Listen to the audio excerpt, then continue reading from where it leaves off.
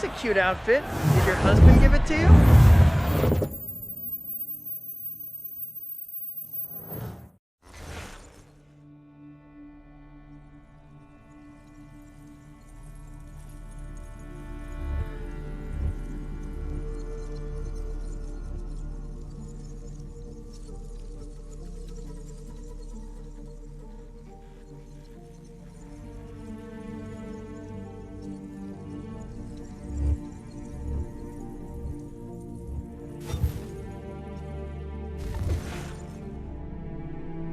Good evening and welcome back to another stream as part of our historical order run, where we play through a bunch of dozen of different games in historical order.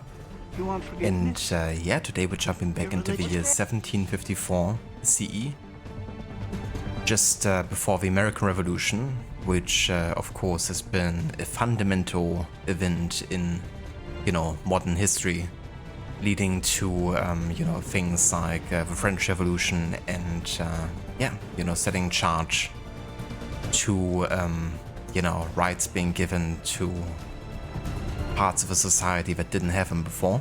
And, we're playing now further as Haven came away, returning to the game. Been about 5 days since the last stream of this. And of course AC Rogue with, the two games kind of like jumping back and forth at this time. We had actually 2 breaks from the, traversal of Haven from England to the colonies. So we're gonna carry on with that today finally with the last day of travel, day number 72. And finally arrive in the colonies and in Boston. And we're gonna focus a bit more on AC3 today, because the next kind of like sequence will be entirely, focused on this game. Then we're returning for one more mission to AC Rogue, and then we're jumping back into some AC3 again. But I reckon tonight might just, focus on AC3 alone. But yeah, welcome in everyone. Hello Vijay, good day. And how's it going? Hello there, Mr. Goody, welcome in, dude. Hello there, Ave, welcome in. I hope you guys are having a nice day or night so far.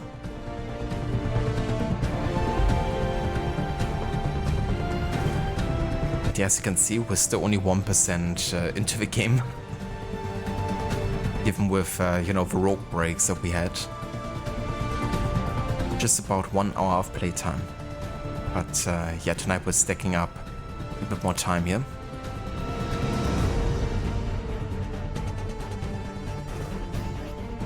Looks what the crocodile dragged in. No kidding. But just an everyday occurrence, isn't it? Hello there, Dex. Welcome in, dude. And good day to you. How are you today? I did, Ave. Was pretty busy, but it was definitely a decent day over here. Been away over the weekend, did like a really long trip into the south of Germany. It was like the first time for me spending like 8 hours on the road straight. Never actually done it before, like, being the driver myself for like that amount of time. Which, to be fair, was pretty tiring, but definitely doable.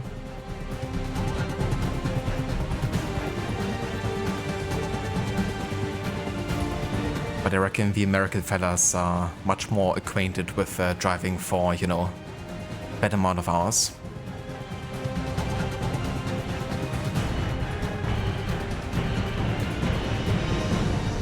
Nice, Tex, that's good to hear. And I think I'm doing pretty good. Bit tired and exhausted, to be fair, from the whole trip and like getting back into work like immediately and stuff. But doing definitely alright. Looking forward to unwind a bit with some AC.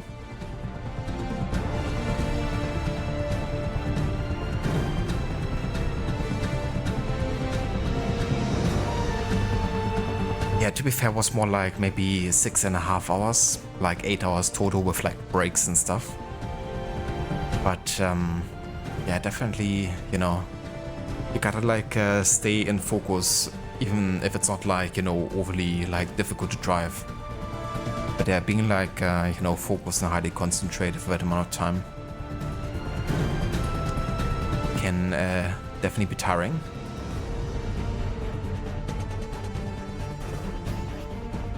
But yeah, before that, I would also usually drive for like maybe 3 hours, you know, maybe a bit longer.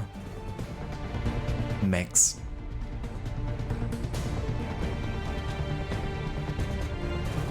Never played an AC game before. Excited to check this out. I know, right? They're quite obscure, these games.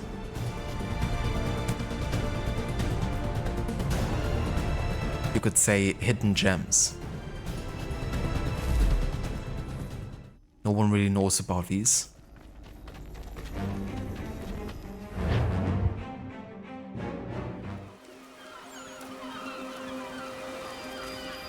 Day 72.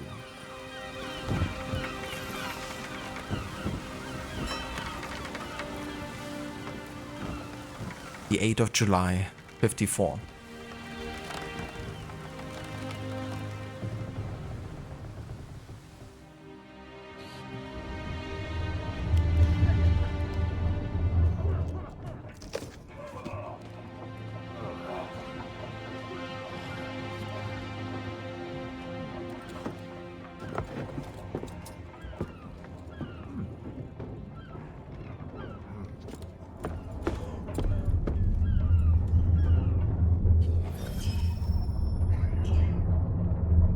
Did someone say obscure?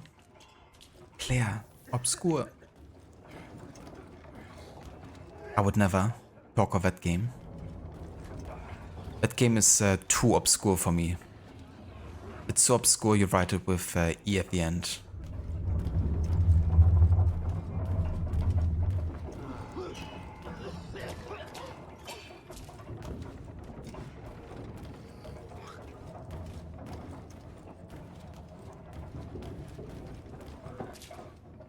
It's kind of cool, you know, how everyone is kind of like sitting in a corner doing something or not doing anything. But yeah, the NPCs definitely feel a bit more alive in this game.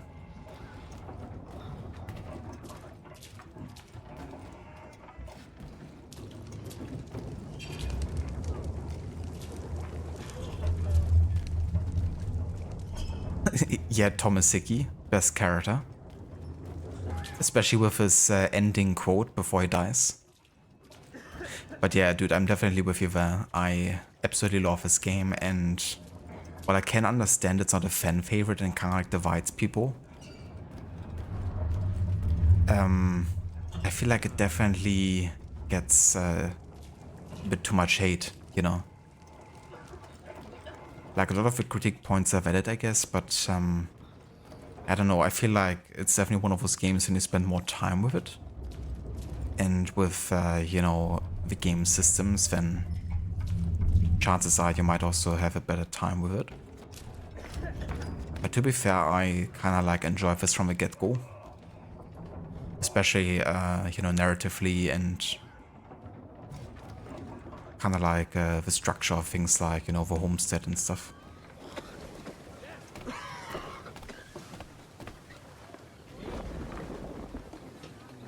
But yeah, I also just love when AC games really try to push forward and, you know, open up new settings and, you know, possibilities. And I mean, this was like a total change from the Ezio games,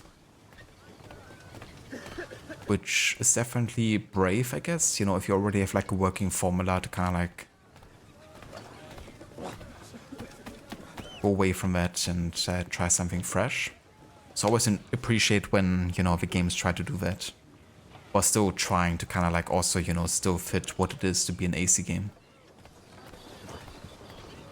I think Origins also definitely has done this.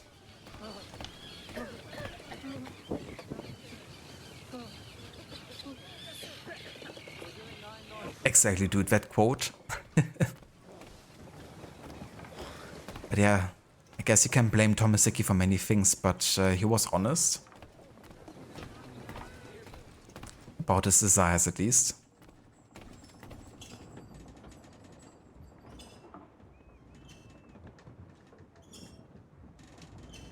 Yeah, Haven definitely is a really intriguing character, you know, the way he's kind of like... He's very unique in his position between the Templars and Assassins, I think. And he's quite a tragic character too. If you look at his, you know, whole life. I sometimes can't help but kind of like pity him in a way. Which you probably wouldn't like to hear, but... Citizen! I kind of wish that, you know, things would have turned out different, I guess, with him. He still would have been a great character, I think. But I definitely like the story that they have written with him and Connor.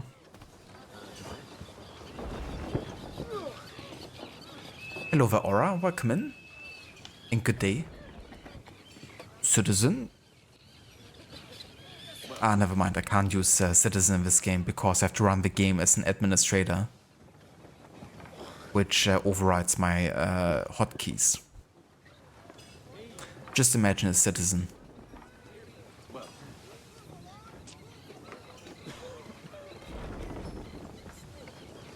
Citizen! What the fuck? We ended up redeeming it at the exact same time. And it was the exact same Citizen. What the actual fuck? Talk about chances. I know, right? Are we living in a matrix? Haven? Are you living in a simulation? Never. Make ready for our arrival, men! Arrival? I see no land, only this interminable fog. The goals tell us all we need to know. Climb into the crow's nest and you'll see.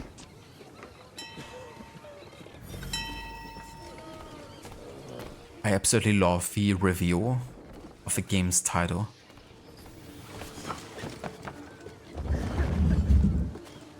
Where you first see, you know, the new word.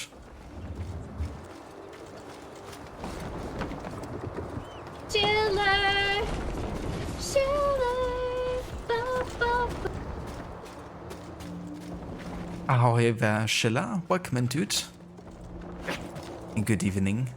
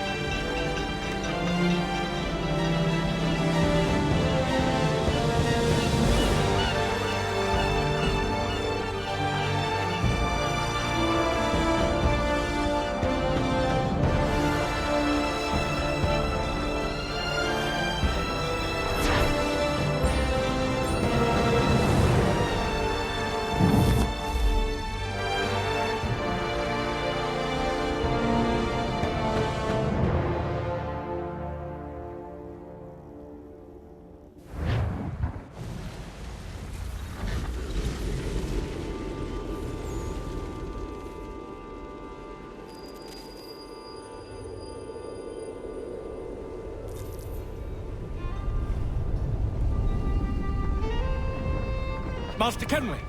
Master Kenway! Yes, may I help you? Charles Lee, sir. A pleasure to make your acquaintance. I've been asked to introduce you to the city, help you settle it. Oh, no need, sir. I've arranged for your bags to be delivered to the inn. Are you by any chance John and Isabella's son? There he is. The one and only Charles Lee. In a perfect world, Haven would live at the homestead, rebuilding the Brotherhood with his son. That is true.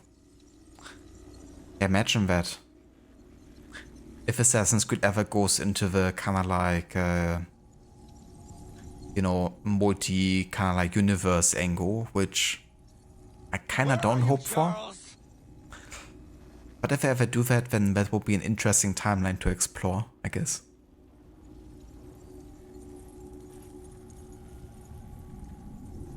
But yeah, Sheila, doing good. Thank you for asking.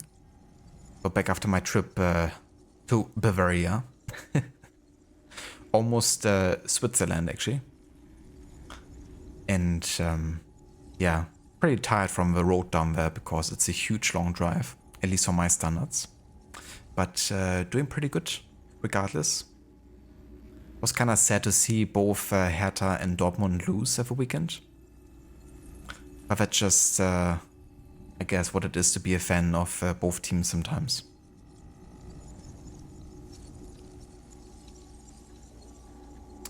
Easily one of the best title drops, absolute cinema. I really love it, even if it's like a, you know, CGI kind of like cutscene in the background, you know.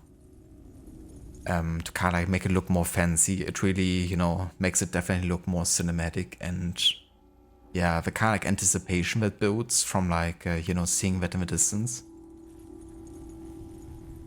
With the music and, you know, Haven standing there. Just pretty epic. And I like the theme of like, you know, having sort of like a viewpoint as like, you know, the title drop perspective. Brings me back to like, you know, AC2 at the start with Ezio and Federico, you know, standing on the rooftop.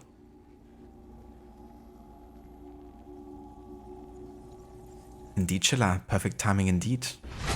It's kind of funny, you know, having the third stream to get to the title drop, considering it takes a max of like an hour to get to this point, if you're taking your time. But with all the jumps between Rogue and this, we kind of like actually took 3 parts now to arrive finally to Boston.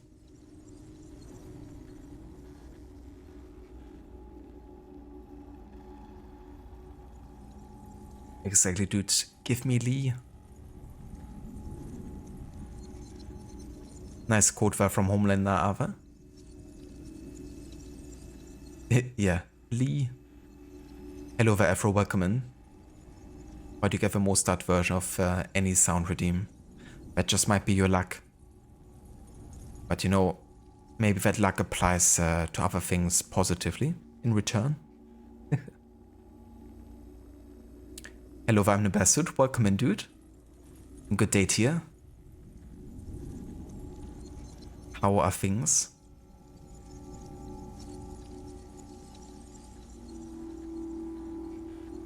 Where does Revelation drop its title again?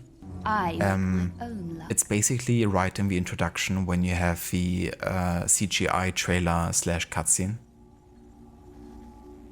You know, the part in Masyaf where Ezio's being like almost hanged. Like, that was also released as a CGI trailer for the game. But they also used it for the game itself. And then at the very end, when he's like dropping, you know, down, saving himself from being hanged, and he's putting up the hood, that's the moment they kind of like drop the title. But yeah, it's not like an in-game title drop, I guess. Which is why it's not like maybe as, you know, memorable as part of like being engaged into the title drop. Which is something you're watching, really.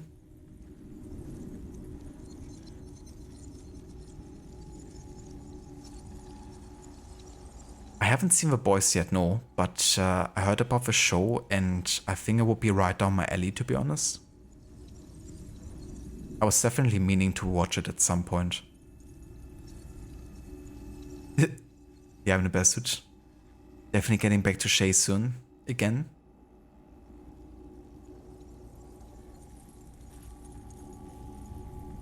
Nice, Bear, that's good to hear. And yeah, I'm doing pretty good. Busy days and stuff, but yeah, looking forward to play some more AC, carry on with the historical order. Been looking forward to play this game again. It's definitely one of my favorites in the series.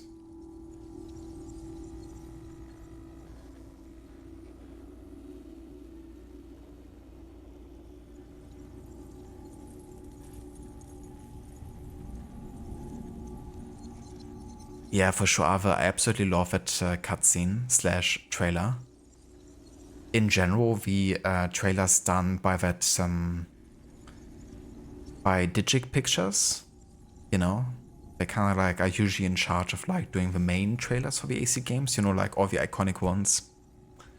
They're just always such, you know, high quality and just so well done.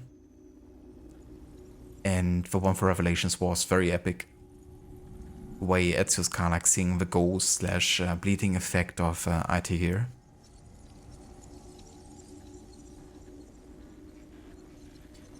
As well as seeing like a seasoned, you know, Ezio, like even older and wiser.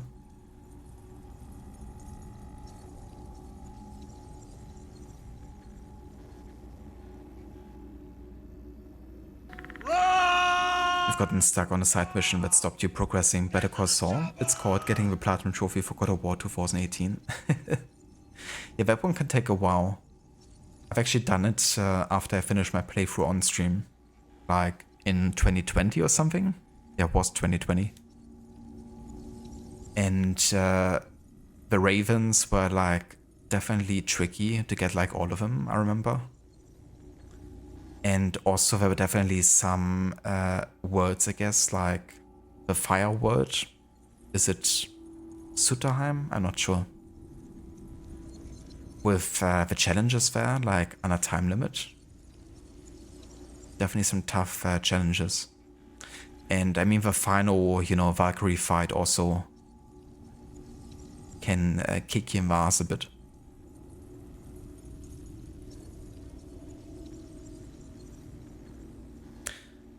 Hello, Dr. Darling, welcome in. Not Shay, unsub, unfollow, unwatch. Sounds like a plan. I don't blame you one bit. I would do the exact same.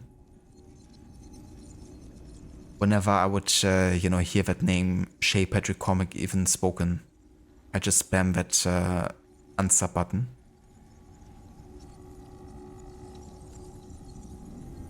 Until I accidentally resub for like 12 months.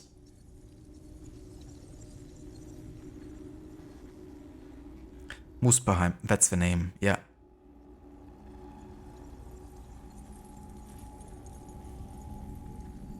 Ah, gotcha. So it's like a replay then of a Platinum Trophy.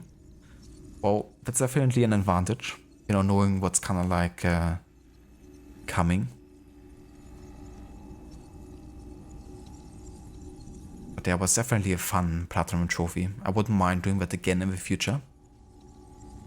Like doing everything in that game. And I've only ever played it once, but I was kind of thinking it's like one of those games when I replay it, I wanted to try like a no-HUD playthrough with it. Because I feel like given how linear it is, it's probably one of those games that would be maybe quite satisfying to try without the HUD.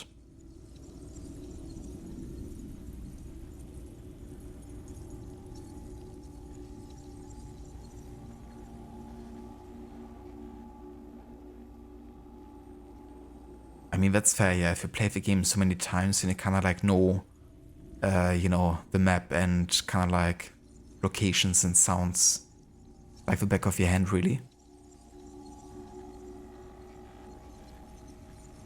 That's how I'm kind of like with Assassin's Creed Origins, for example.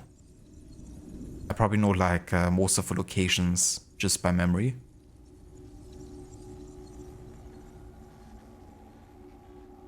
At least, you know, kind of like when you're there, then you know what's around the corner.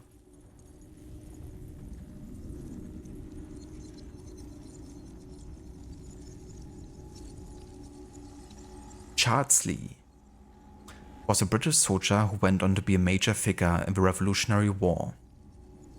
Lee's father was a colonel in the British Army and started his son off in a military career early.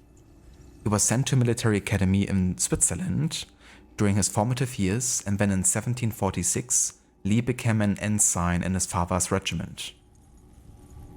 Lee was sent to the colonies in 1755 to fight in the French and Indian War. He served under Edward Braddock and then later at Fort Ticonderoga, where he was injured in the fighting. Lee recovered and later fought at Fort Niagara. I'd always thought that there were a lot of fort fights fought. Yes, Sean. He finished his time in the colonies with the British conquest of Montreal. Lee returned to England in 1760, possibly because he was seeking career advancement. He was named a major in 61 and was sent to fight the Spanish in Portugal. Though his service record there was good, Lee didn't receive praise on his return home. In fact, he was retired from the army at half pay. After that, Lee became a vocal critic of military higher-ups and the British Prime Minister, and found that his military career had inexplicably completely stalled. So a bit of a historical, I guess,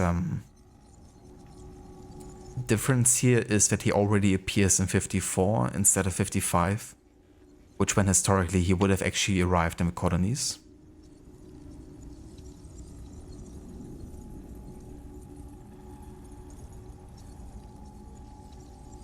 I haven't played Ragnarok yet, no. That's another one of those games I just always wanted to play, but because I had different plans, you know, due to like viewer picks and like the historic order run, I just didn't get to it yet. But ever since it launched for PC, I wanted to play it. But yeah, still haven't. Bit of a sore loser. Charles Lee, never. He's a totally balanced human being. Wouldn't hurt a fly.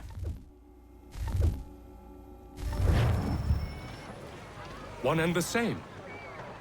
Your commission is with Edward Braddock, is it not? Aye. But he's yet to reach America, and I figured I might... Well, at least until he arrives, I thought. Yes? Out with it. Forgive me, sir. I had hoped that I might study under you.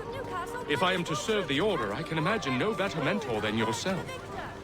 Kind of you to say, but I think you overestimate me. Impossible, sir. This way.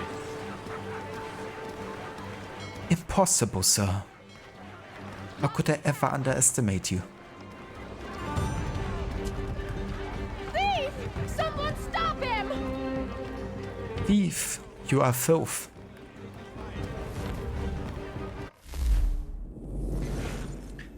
The British regulars. British regulars were the foot soldiers of a British army. You also hear them referred to derivatively as redcoats because of the redcoats they wore as part of their uniforms. I bet you didn't see that coming, or lobster backs because of their huge deadly pincers, or still because of a red coat thing, I can't remember which. Regulars in the colonies were notoriously underpaid, and many looked for work outside of their army duties to make ends meet. Of course, their room and board was paid by the government, meaning they could charge lower than average rates for the work. Since unemployment was high in Boston before the revolution, you can imagine this made the redcoats rather unpopular among people they were taking work from. That and their huge deadly pincers. Yes.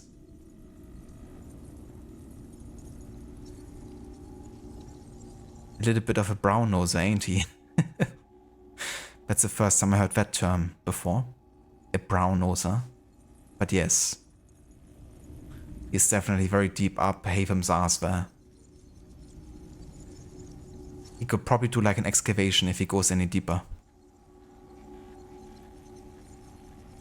Some say British.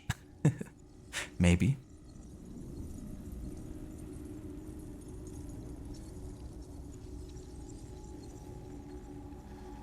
Ah, gotcha. I definitely heard like terms similar to that, but not exactly like that one. So thank you for extending my vocabulary. Boston's quite a lively city. There's all manner of things to see and do. Once you've settled in, I suggest you take some time to walk the streets. Who knows what opportunities you might discover. Hold a moment. Need to fetch a few things before we get to work. I'll arrange for horses while you do that.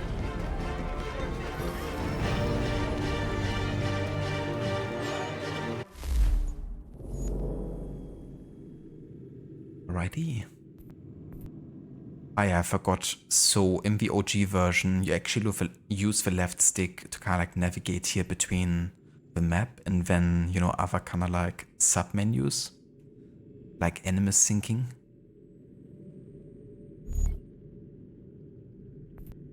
So there was like a pivot kind of like enemies and kind of like mechanic here. But with the servers being turned off, I guess that doesn't work anymore.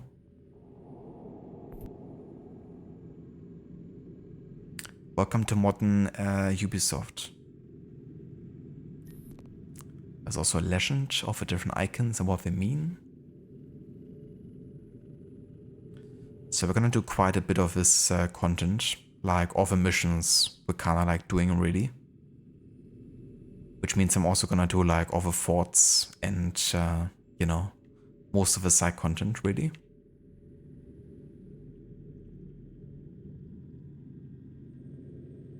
Like pretty much any mission in this game has like a historical date of some sort, so that's why we're kind of like covering most of it.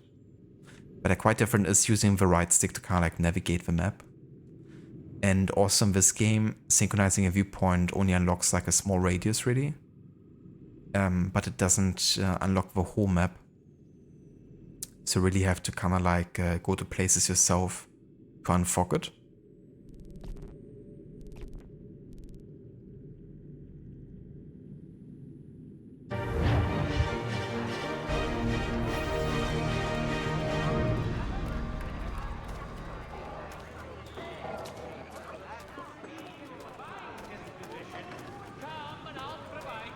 Support the community!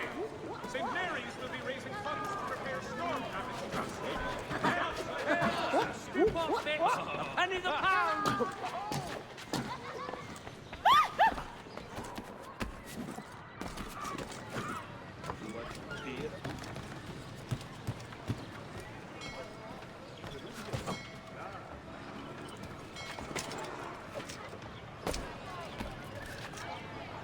Not have 2 schnapps after each meal. Benjamin Franklin. The map review was the least favorite part in this game. I don't blame you if you're kind of like a completionist and you like to, you know, have the whole map unlocked. That can be quite annoying. Valhalla in parts also had that right, like with some parts of the map. Especially like the water side in England. And I mean Shadows also kinda definitely suffered from that, but I'm not sure if they have released the update yet, which added the viewpoints unveil like the whole map. But it's something they're at least planning to add to the game.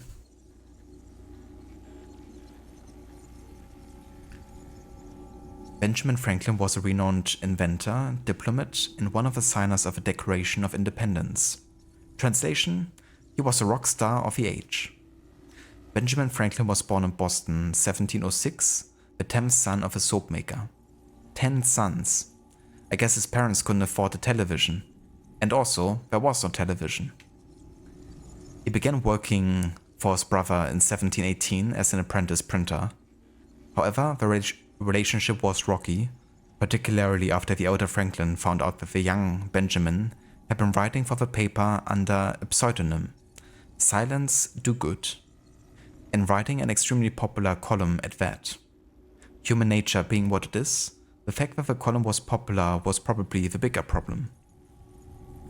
Benjamin ran away in 1723 and headed for Philadelphia, where he continued his career in printing and writing, eventually buying the Pennsylvania Gazette. The business, I mean, not just a copy. That would have been one of his lesser achievements. He stayed in Philadelphia for most of his life, that is, when he wasn't making extended trips to Europe. Franklin had a talent for persuasion, and that made him an ideal diplomat. In 1757, he went to London to represent Pennsylvania in an ongoing legal battle with the Penn family. It was the first of several extended political trips to Britain, and he would act as the state representative for Massachusetts, Georgia, and New Jersey as well. In fact, Franklin was in Europe for most of the Revolution, though he was in the colonies to help with the writing of the Declaration of Independence. Franklin was a vocal opponent of British impositions on the colonies like the Stamp Act, and although he first fought for the rights of colonists as British citizens, he eventually became convinced, like many of the founding fathers, that independence was only the real solution. Unfortunately, Franklin's change of heart made him clash with his son, William, who served as the royal governor of New Jersey. William remained an active loyalist. The father and son never spoke again. When he wasn't founding a new nation and destroying his family in the process, Franklin was a scientist, inventing things like bifocals and more efficient wood stoves when he was mapping the Gulf Stream and discovering how electricity worked. What have you done today? Made yourself a microwave meal and sat about in your underwear? Oh, well done you. He was also quite the lady killer. Jesus. This guy carrying on several friendships with women while he was in Europe. The records don't say what exactly they saw in him. Certainly not his looks. Maybe women like a man who's intelligent. If that was true, I wouldn't be here. I would be in Portugal surrounded by them, and you'd be looking at a blank screen. That is right, Sean. That is 100% correct.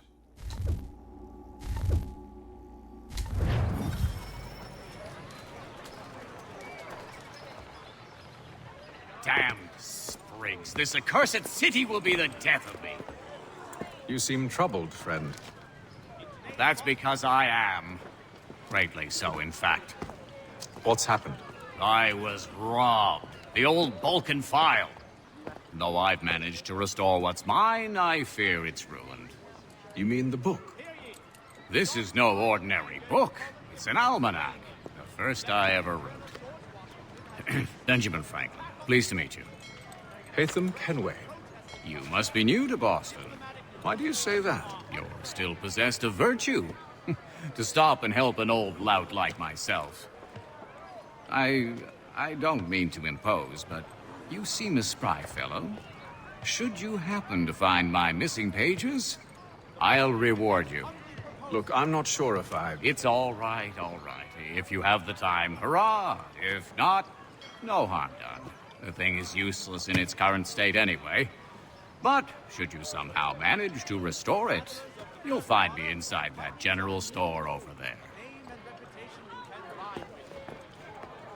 Well, that was interesting. You know, gotta love when the main characters just stumble upon like one of the most prominent characters of the time.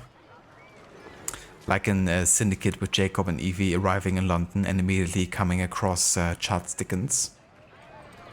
Well, to be fair, coming across Charles Dickens maybe wouldn't have been such an unusual event back then. Because it did get around the, you know, taverns quite a lot, the pubs. For the very best in firearms, you need but stop at one expedient location. The Faneuil Hall. Don't let the French spelling confuse you. The name of this building is pronounced Fan-Yu or Fenno. Getting it wrong is a good way to indicate you're not from around here, but it's also a great way of proving you're not French, which in my experience is a real boon. Also, if you want to pass as a local, you should take a good look at the weather vane. It's a Boston landmark. Legend has it that in the War of 1812, suspected spies were asked what was on top of the Faneuil Hall. Only a true local would be able to say it was a grasshopper. The building was named after Peter Faneuil, the local merchant who paid to build it. It was meant as a place for local farmers to sell their goods, so their carts would stop crowding the streets, and also so you didn't have to walk near farmers. However, it's a meeting hall on the second floor which gives the building its nickname, the Cradle of Liberty. That's rather ostentatious and dare I say American as a nickname, but it's not inaccurate.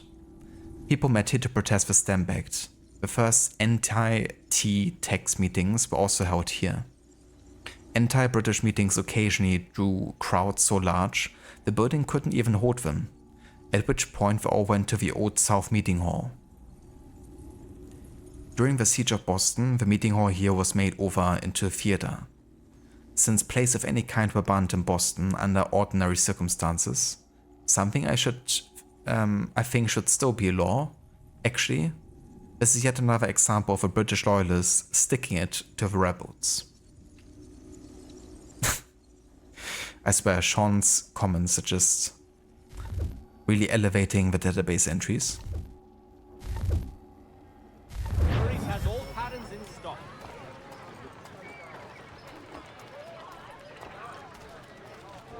Let's feed some pigs. Strange happening. Three-legged cat chases dog up tree. Read all about it.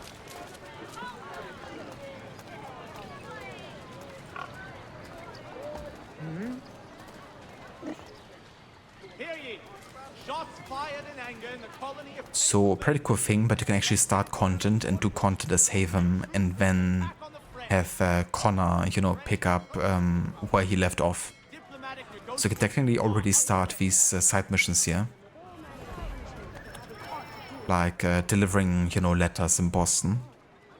Get also money and stuff, and then Connor can go to the tavern where Haven stays and pick up the chest there and get all the belongings. in the colony of Pennsylvania. Crown forces are obliged to surrender. The Duke of Newcastle promotes... The Committees of Correspondence. Since the American Revolution happened in the dark days before there was an internet, and even before telephones, organizing colonial opposition to the British was a little tricky. I don't want to make you cry, but these clowns didn't even have dial-up. The solution was to send out riders, bearing letters to inform colonists in other areas what was going on. These became known as Committees of Correspondence. Correspondence being a fancy name for letters. If you didn't know this, I'm amazed you have even read this far. Actually, I'm amazed you even can read this far. Samuel Adams created one of the first committees of correspondence in Boston in 1772. In particular, he wanted to keep people outside of Boston informed about town meetings, so the governor couldn't invite only his friends to meetings. That would be less a meeting, more dinner party. Perhaps unsurprisingly, Adams' committee worked so well that everyone started doing it. Eventually all of the colonies had their own committees, focused on presenting a unified front against British imposed taxes, and supporting boycotts of British goods. Really, Adams should have patented the idea. He could have made a fortune.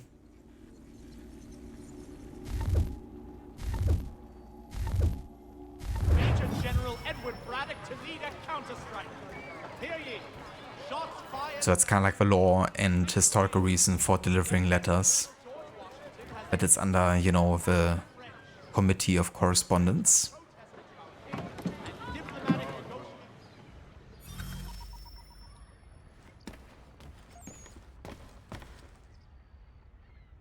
Exactly, Aura. Yeah, imagine the money you would make off that. No one could be allowed to deliver mail without paying a fee to you. A crazy thought, isn't it? To pay a fee for a mail service. Mein Herr would like... Mein Herr would like. It's always funny coming across German vendors for me. When they say like German kind of like terms. Yeah, I'd rather not give them more ideas at this stage, Aura. I think you already have enough going on. The normal sword. This blade is useful to settle matters quickly and effectively when close combat occurs. Its noiseless approach makes it reliable under any weather condition, especially when black powder is dripping wet and unusable. The guard is wide and protects the wielder's hand. Sometimes it may also be used to punch the opponent.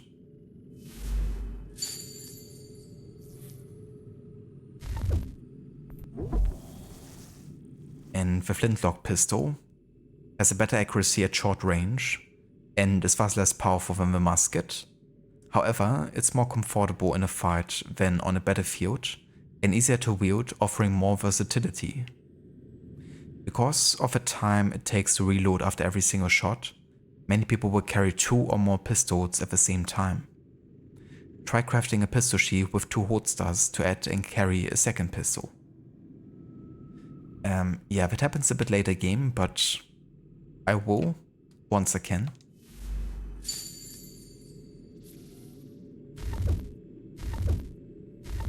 To business.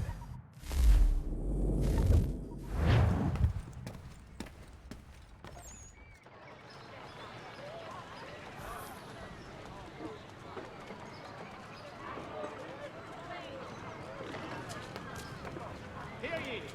Shots fired in anger in the colony of Pennsylvania. Lieutenant Colonel George Washington has led troops in an attack on the French. The French have protested our king, and diplomatic negotiations are underway. We ride for the Green Dragon Tavern. The proprietors are eccentric, but the rooms are spacious and... Markets. There are a number of public markets in the colonies, meaning you can get supplies easily. Of course, paying for goods is another matter as currency was incredibly complex. People paid in English, Spanish, French and Portuguese coins. Wampum, New Jersey and New York bills, magic beans, laundromat coins, the list goes on. We have simplified everything down for you and the enemies. You're welcome. While some markets sold a variety of goods, like Faneuil Hall in Boston, others were more specialized. New York's Coenties Slip was mainly a fish market, though like most markets it sold a little of everything, while if you were in the market of for African slaves, Peck Slip was the place to go. Yes, slavery was legal at the time, though it was less common in Boston than New York, which had the largest slave population in the north. Don't be surprised to see European servants for sale. Either some were sold for a fixed number of years to pay back the passage to the New World, a much better deal than the slaves were offered.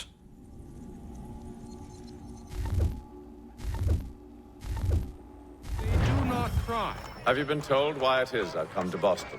No, Master Birch said I should know only as much as you saw fit to share.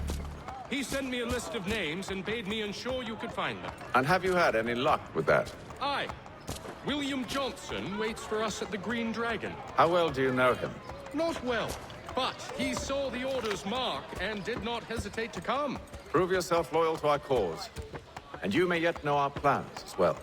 I should like nothing more, sir. I'm willing to drop the price of anything and everything.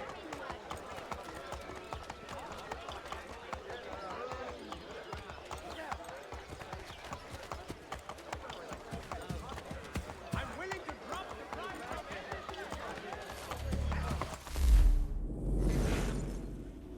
Slavery was legal, the entire country was founded on it. Sean? Of course it was legal. Yeah, it's a big part of, you know, the colonial history and how things, you know, got started. With the triangular, you know, trade between Europe, Africa and the colonies.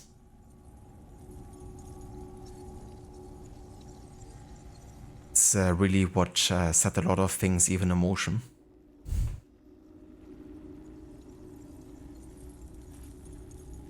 The Green Dragon Tavern. This tavern is sometimes called the headquarters of a revolution, though I imagine when it is, they pronounce it headquarters of a revolution. Because overthrowing the government in a pub is thirsty work. It was a popular place for people like Paul Revere and Samuel Adams to sit with their friends and plot. Up until 1754, the tavern was owned by William Douglas. When he died, his property was left to his daughter, Catherine Kerr, and his nephew, Cornelius Douglas. They divided their inheritance equally, and it seems got along famously. The Freemasons bought the tavern in 1766 and renamed it the Freemasons' Arms, which didn't actually stick because the sign above the door was still a green dragon. Freemasons, the secret society everyone knows about. Let's get a pub where we can meet in complete secret and no one will ever know. Brilliant. What shall we call it? How about the Freemasons' arms? Legend has it that Paul Revere's ride was planned here, but that's unlikely. By 1774, Revere had been warned that the British were listening in on his meetings, and had therefore stopped making super secret plans in public where anyone could hear them. Someone tell the Masons, you know where to find them. Hello there, Doppledor, welcome in. And good day to you.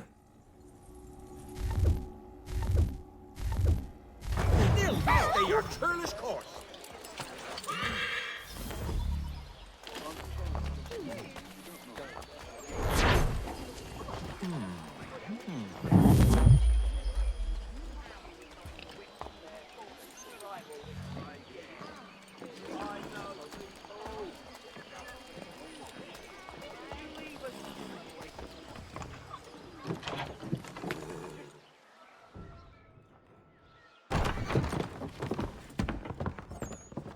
You lying, cheating, no good son of a bitch. Perhaps we've come at a bad time.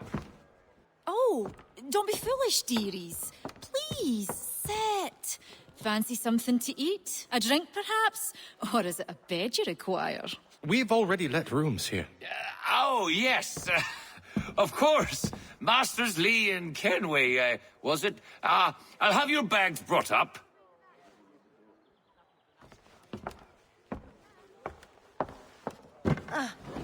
Do you require anything further?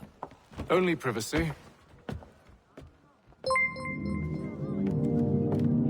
Crook eminence, crook eminence, crook eminence, crook eminence, crook eminence, crook eminence, crook eminence, crook eminence, crook eminence, crook eminence. Crook evidence, crook evidence, crook evidence. Hello for Oliver, welcome in, dude. And good evening. Thank you so much, dude, for 9 months of resubbing as well. Thank you, Oliver, I really appreciate it. How are things? How's it going?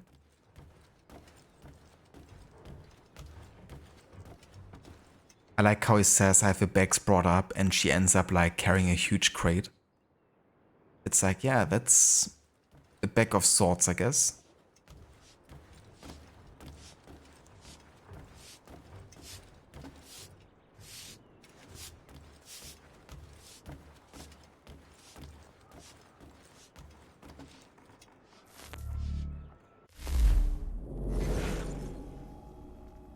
I'm doing good, thank you, Oliver. Yeah, playing a bit more AC3, carrying on the historical order run.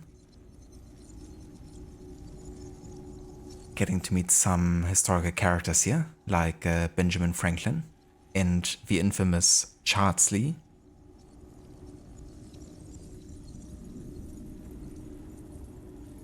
William Johnson was a land speculator and Britain's principal treaty negotiator with the indigenous peoples in the northern part of the colonies, particularly the Iroquois. Johnson was born in Ireland but moved to the colonies in 1738 to look after his uncle's property on the Mohawk River. However, it wasn't long before Johnson branched out into business for himself, acquiring property on the opposite side of the river and setting up a sawmill and trading post which he named Mount Johnson. They will lead me to Lee. They will. Which to me always sounds like mating instructions from a caveman. Mount Johnson, yes. In 1743 he moved to an even larger parcel of land, which he named Fort Johnson. He may have been an excellent businessman, but it's possible he lacked an imagination. Johnson befriended the indigenous people in the area, particularly the Kanyan Kahaka, whose language he learned. His respect for the customs helped him rise to prominence as liaison between the Iroquois people and the British government. Johnson was named Superintendent of Indian Affairs in 1756, and as a contact who knows the land and its people, is probably the best you find. Where's Charles Lee? Give me Lee. But yeah, how are things with you, Oliver? How are you doing?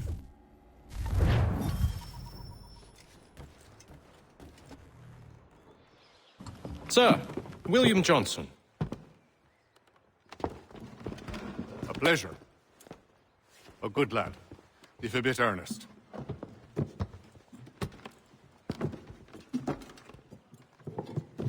I'm told you're putting together an expedition. We believe there's a precursor site in the region. I require your knowledge of the land and its people to find it. Sadly, my research has been stolen. Without it, I'm of no use to you. Then we'll find it. Do you have any leads?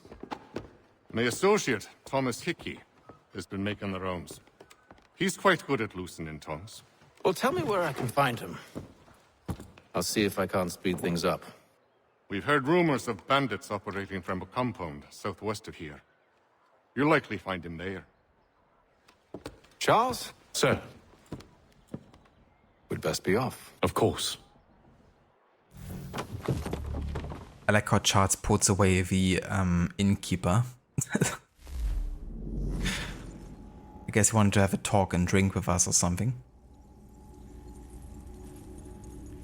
Doing great. Had a busy, lazy day. A busy, lazy day? So like you planned to have a busy day, a lazy day, but it turned out to be busier than you expected?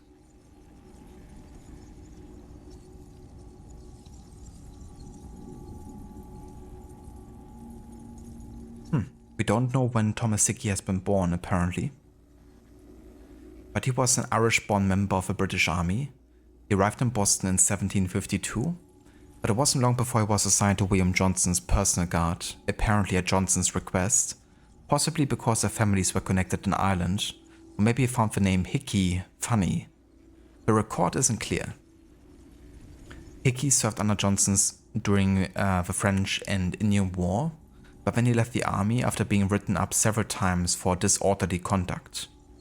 After 1760, Hickey disappears from the historical record for several years. I do, however, have several mentions in William Johnson's household accounts of payments made to T.H.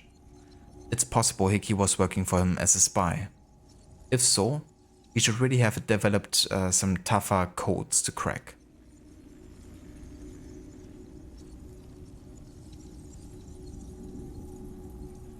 You got your dining table and chairs today, no longer have to eat on the floor at the new apartment.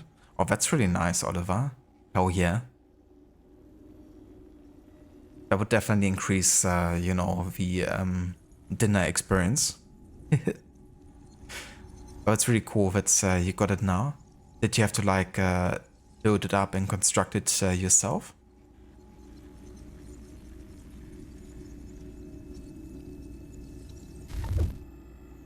That can sometimes be fun. It's a bit like adult Lego, I guess.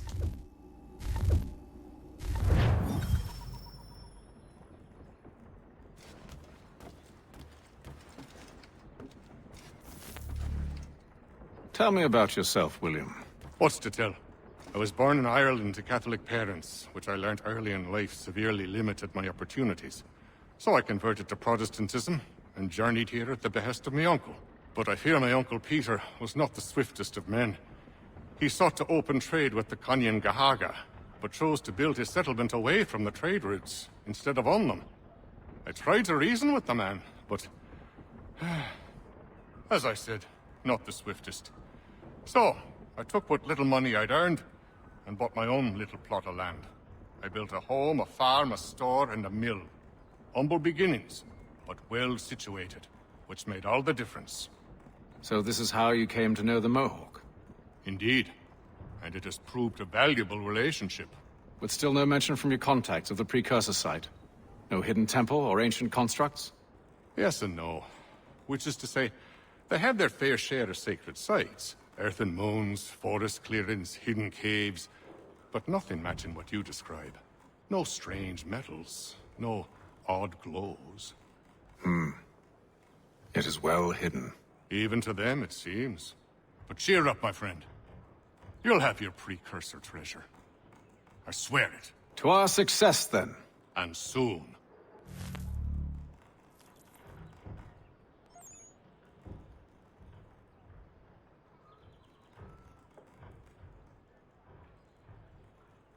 I catch Oliver. That's really cool, though. That's, you know, you got it now. And yeah, it definitely can be, you know, fun time spent together if you kind of like, you know, work on constructing something together. We actually picked up a new table today for Levy as well, funnily enough. But it's not a dinner table, it's like a puzzle table, which kind of like tilts, and you can kind of like customize the height of it and stuff.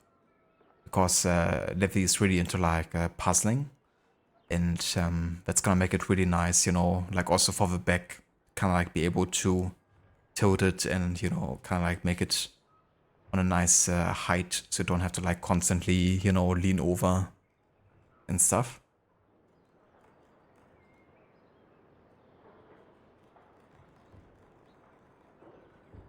Should not be much longer. I'll let you know as soon as I have something. I hope you're right, Hatham. I should return to my studies. This kind of reminds me of AC1, when you talk to the Rafiks, the keepers of a burrow, and you can kind of like talk to them a couple more times to trigger like new, you know, leave me in peace kind of like quotes.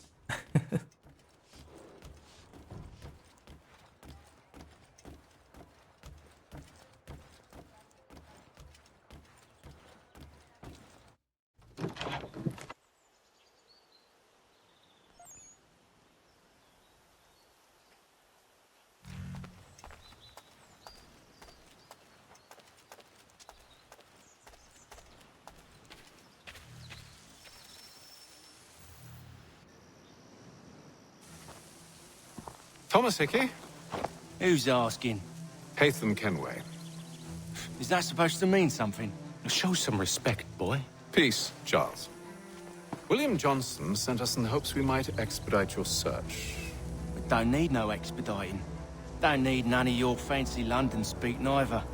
I found the men that done the theft. Then why are you just lazing around? Figuring out how to deal with those varlets. I have an idea. Well, let's hear it. I'll kill the lookout, take up a position behind the guards. You two approach from the front. When I open fire on the group, you charge in. We'll have the element of surprise on our side. Half will fall before they've even realized what's happened.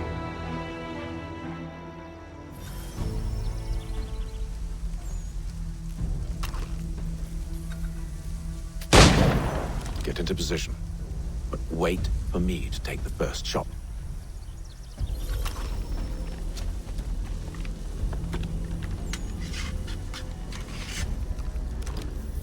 Yeah, we gotta kill 10 people with firearms. Even we only have 7 rounds in our bullet left, in our pistol left here. Gonna definitely have to make use of our muskets.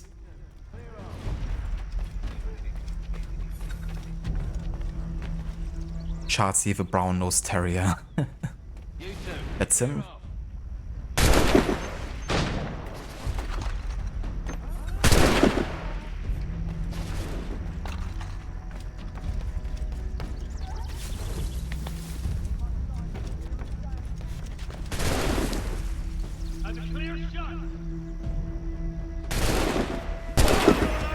So much for the element of... Reinforcement!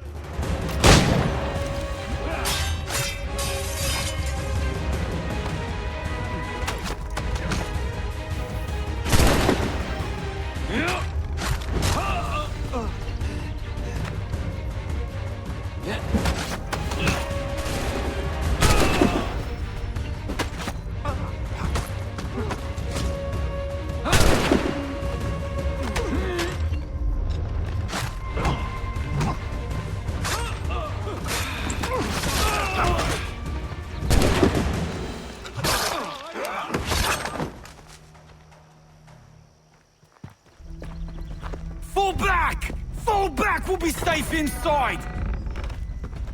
What now? We can blow the door with those. Go on, shoot them.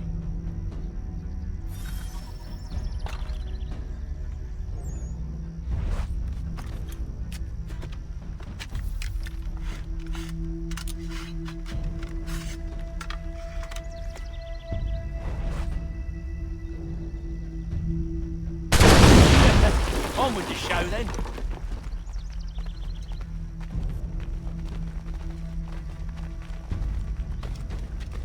Guess they wasn't so safe inside after all.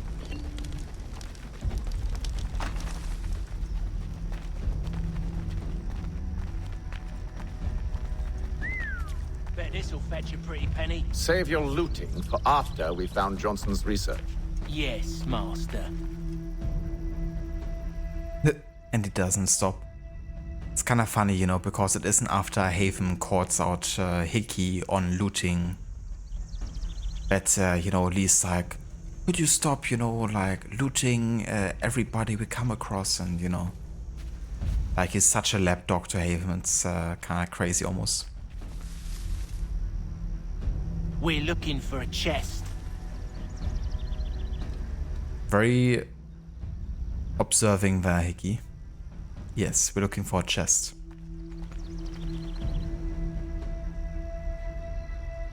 Oh yeah, no worries whatsoever, Oliver. Thank you so much for dropping by and just saying hello. Definitely hope you have a good evening and night. And thank you also again so much for the resub as well, dude. I really appreciate it. I hope you and your girlfriend enjoy the new, you know, dinner table and chairs. And yeah, catch you next time.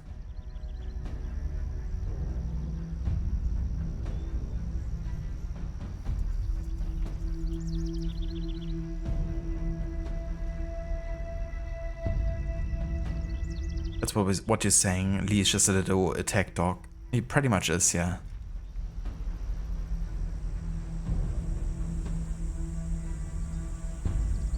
Catch you next time, Oliver. Take care, dude.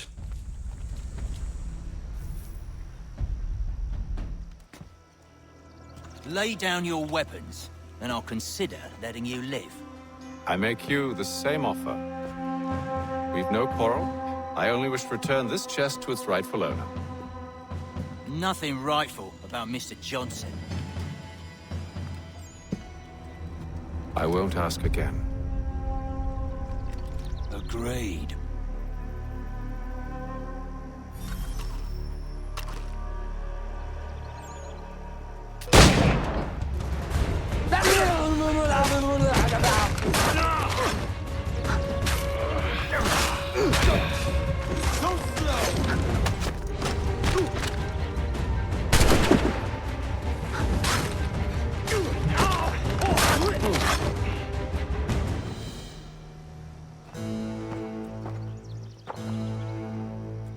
Your kind has no need for books and maps. Who put you up to this? Never seen a person. It's always been dead drops and letters. But they always pay, so we do the jobs. Well, those days are done. Tell your masters I said as much.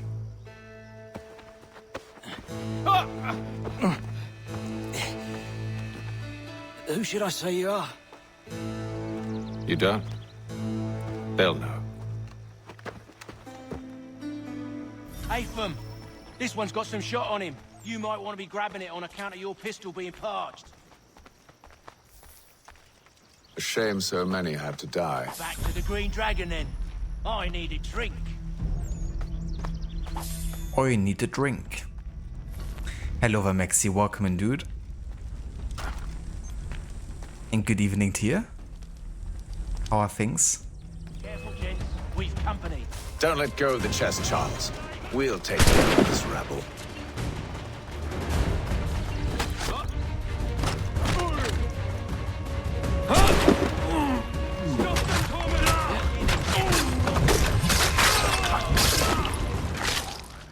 Wait, them bodies is sure to have loot on them. Would be a shame to let it all go to waste. Are you mad? In case you've forgotten, we're in the midst of something. Aw, why's you always gotta go and spore the spore? The dynamic between Lee and Hickey is kinda really funny. I like when we're talking about a Greek myth later on, and you know, Lee's kinda like correcting Hickey and insulting her at the same time. It's probably the funniest moment with Lee, to be fair, for me. It really is, Aura. You know, the way Haven handles in the investigation. It's very badass.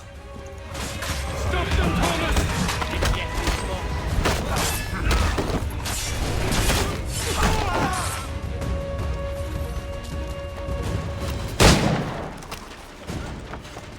Curse ya! Here!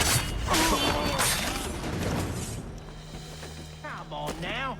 It's just a few fools with Where is knives. Charles Lee? They ain't so tough. It's not the scoundrels I'm concerned with. He's right here. Things are good, thanks. How are you? How was your mini trip? That's great to hear, Maxi. Glad you're doing well. And yeah, it was very nice. Really enjoyed being there. Not gonna lie, the drive down and back up was really tiring. I was like 8 hours on the road pretty much. So not really used to driving for such long times, but definitely went well considering. What the fuck? Haven? Thomas! Over there, that's what! Deal with them!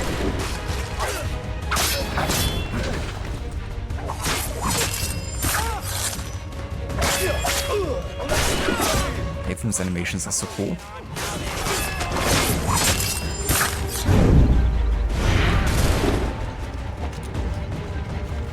You're just another for the fire.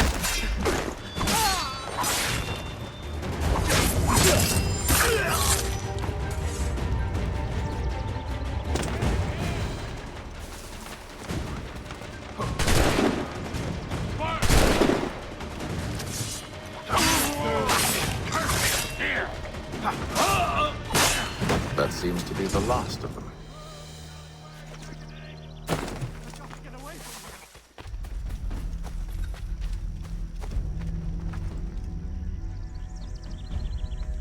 There he is, the one and only Charles fucking Lee.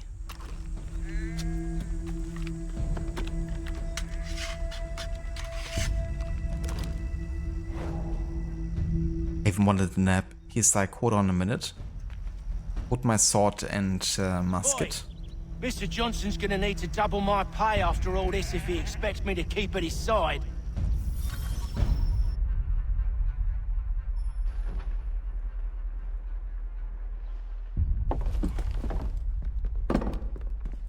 There you are.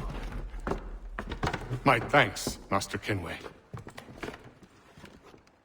Now, tell me what it is you need.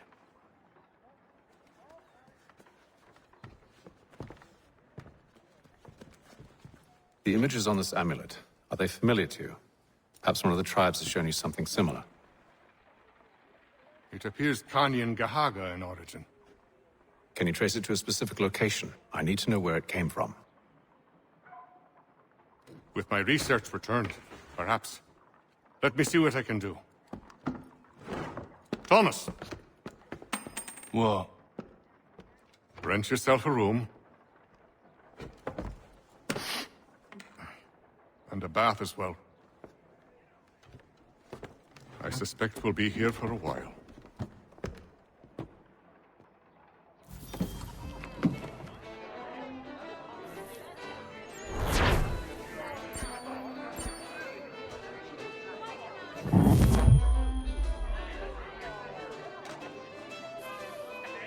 There we go. That finishes the 8th of July. We're moving 2 days forward to the 10th of July.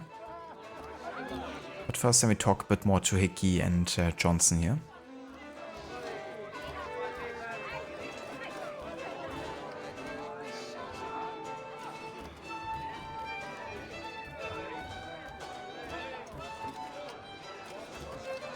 Any news? Whispers of things. Nothing solid at the moment. I know you're looking for word of anything out of the ordinary. Dealing with temples and spirits and ancient times and whatnot. But, so far, can't say my boys have heard much. No trinkets or artifacts being moved through your... shadow market? Nothing new. Couple of ill-gotten weapons, some jewelry likely lifted from a living thing. But you said to listen for talk of glows and ums and strange sights, right? And I ain't heard nothing about that. Keep at it. Oh, I will. You done me a great service, mister. And I fully intend to repay my debt. Thricefold, if it pleases. Thank you, Thomas. Place to sleep and meal to eat is thanks enough. Don't you worry. I'll get you sorted soon. Indeed, Aura. Charles motherfucking Lee. When I know something, you'll know something. Got no office to give at current. When I do, you'll be the first to hear it.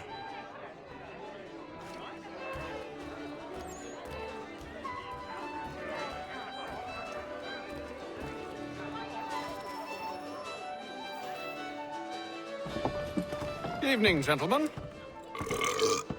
Charming. Oh, peace, Charles. He'll grow on you. Oi! Catherine, you fussock! Get back here!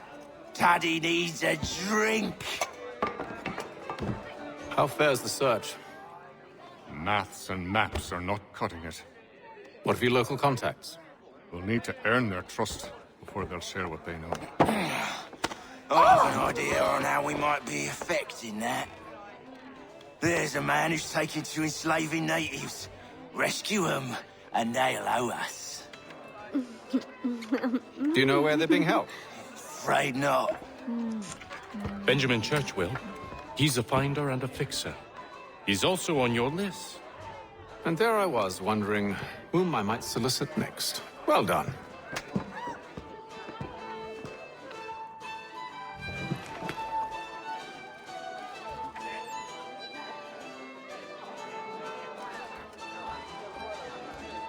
This business with Silas confuses me. If Britain stands any chance of pushing back the French, they must ally with the natives, not enslave them. Silas is loyal only to his purse. That his actions harm the crown is irrelevant. So long as there are buyers for his product, he'll continue to procure it.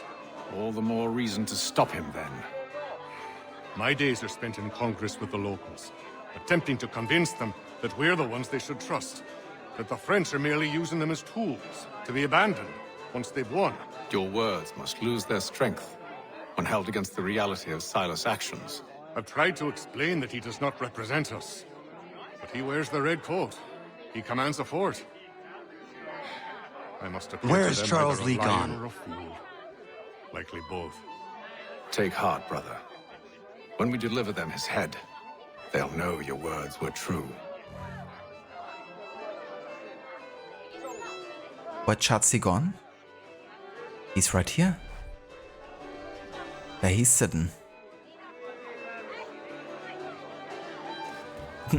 Hello, Vagislik. Welcome in, dude. And how's it going? Do you like it here, Charles? There's a certain charm to Boston, I suppose. To all of the colonies, really. Granted, their cities have none of London's sophistication or splendor, but the people are earnest and hardworking. They've a pioneer spirit I find compelling. It's quite something, really, watching a place that's finally found its feet. Has it, though? The French still wage war from up north, and I fear the Spanish have designs upon this place as well. Is this a new world, or just another battlefield? Ah, that's a story old as time itself, and one that's not like to change. We're cruel and desperate creatures, set in our conquering ways. The Saxons and the Franks, the Ottomans and Safavids. I could go on for hours. The whole of human history is but a series of conflicts and subjugations.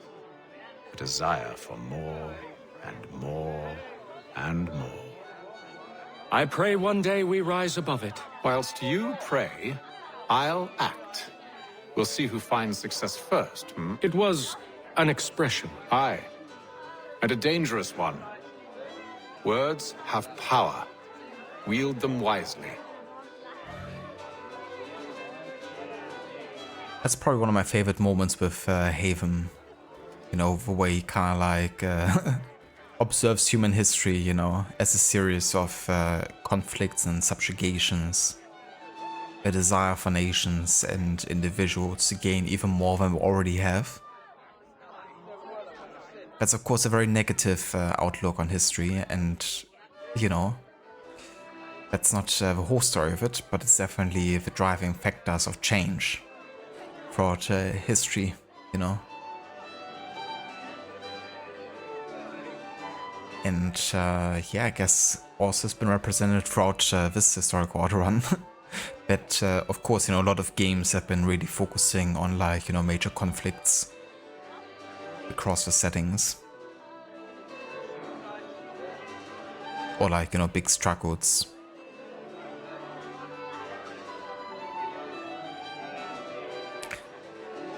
Busy month, Gisek, but doing well. That's great to hear, dude. I'm glad you're doing well. Definitely feel that with, you know, being busy. But, yeah, I hope things are going well for you, Vo. Is this a new word? Or is it just fantasy? Maybe we should ask a queen.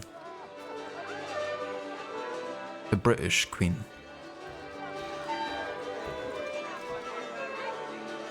I've some work I should finish. Let us speak later. Sorry, sir. I'm a bit busy at the moment. When Chartsy is actually trying to get rid of Haven. Rare occurrence.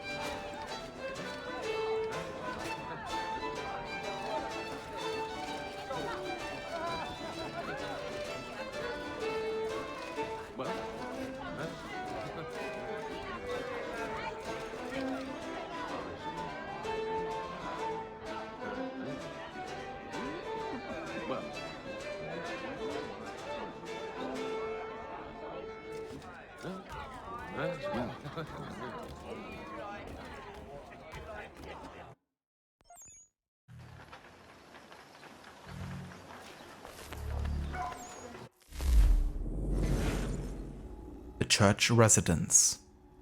This house was built in 1707 by a prominent local merchant named Robert Califf. Benjamin Church bought it from his heirs to use as a Boston residence. Church's practice is on Newbury Street, a fairly short walk away, so the house was an ideal location. It's also in a nice part of town. Even in colonial Boston, two-story houses with fenced gardens don't come cheap. And they didn't even get cable. Actually, given the location, it seems that Church's practice was doing very well indeed. That, or he had another source of revenue.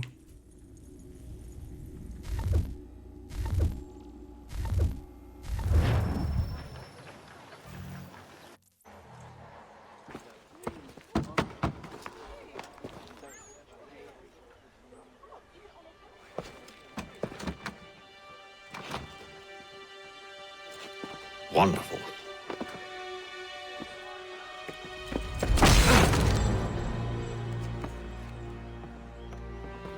Charles? Sir?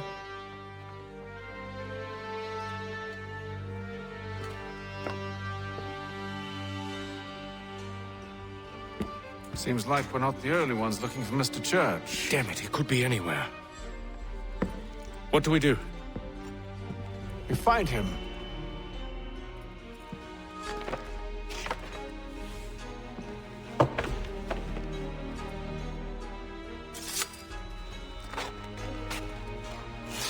Come. I'll show you how.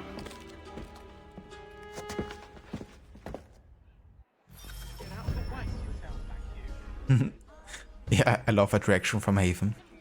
Charles? What are you doing? Could lead to formal war. Benjamin Church was a talented physician and essentially the first Surgeon General of the US Army. Church was born in Rhode Island and graduated from Harvard University in 1754, so meeting him here just out of college. He would be appointed head of the medical wing of the Continental Army in 1775. But for God's sake, don't tell him. It will go straight to his head. Church goes on to become a vocal patriot, which makes him sound like a member of a weird barbershop quartet. But he was a member of the Sons of Liberty and his local committee of correspondence. He will even speak at the 3rd anniversary of the Boston Massacre. He's also got a house in a very nice part of town. Being a doctor must pay well. And I guess taking money from anyone who pays. Because even though he was such a great doctor, you know, he kinda reserved his services for only the well-paying people. So if people couldn't afford his services, then he wouldn't treat them. Something he later revealed in a discussion with Haven. But yeah, it's part of the reason he's doing so well financially. Should we write his family, do you think? Not our business to meddle, even if we've the best of intentions. But if you could have seen it, they were surely drunk carrying on like that, and during the day, no less. Have responded favorably to efforts to reduce strife between their people and ourselves.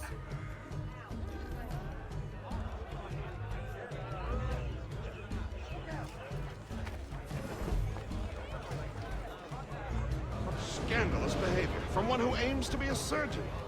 Not likely if he keeps up such carousing. Truly a shameful display. Benjamin's parents would be mortified. Perhaps I should send someone to retrieve him before he damages his reputation beyond repair.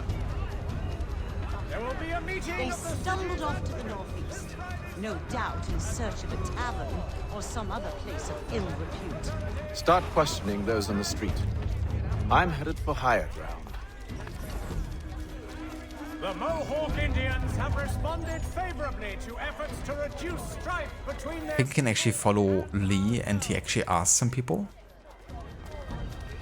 But I could be wrong.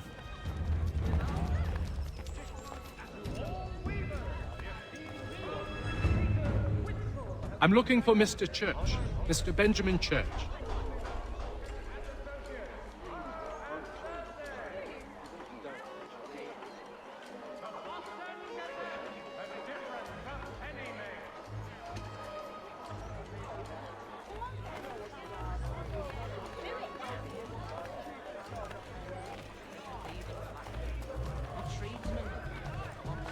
Men of action.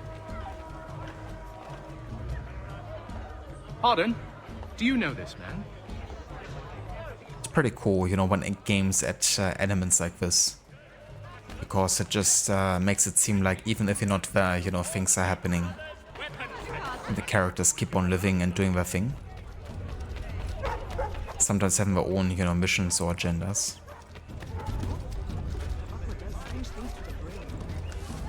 Fish hooks for hands, as Edward said. Every finger is a fish hook. I love that quote and moment with Edward.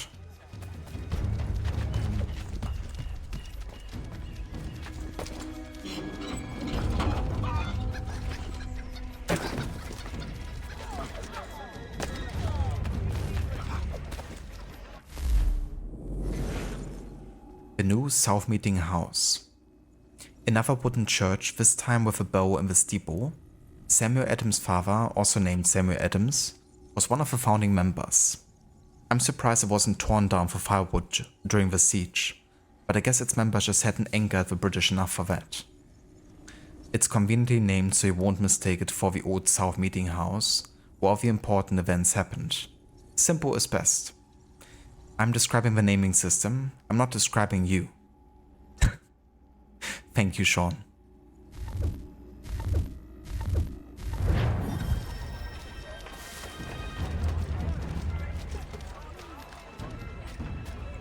Get yourself in there.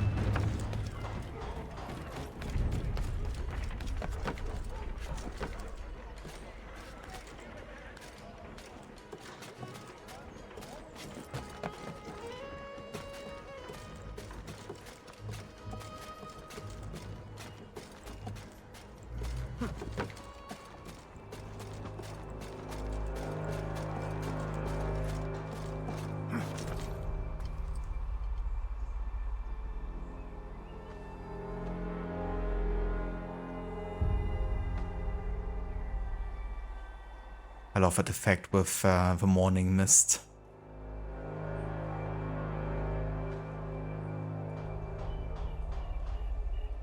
Something I definitely love about this game is just the weather system, you know, and how they really advance in that, you know, making it feel a bit more dynamic, I guess. And also, you know, having like both summer and winter time, which affects the whole map.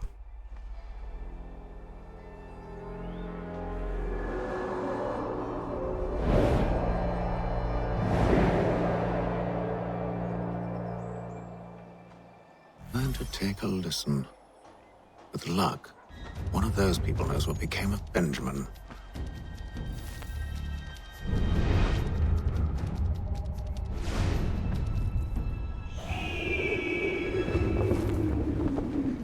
Notice to all citizens that the mill pond bridge has been declared unsafe and should be obviated. Okay, we should have an objective here, I think. Don't we?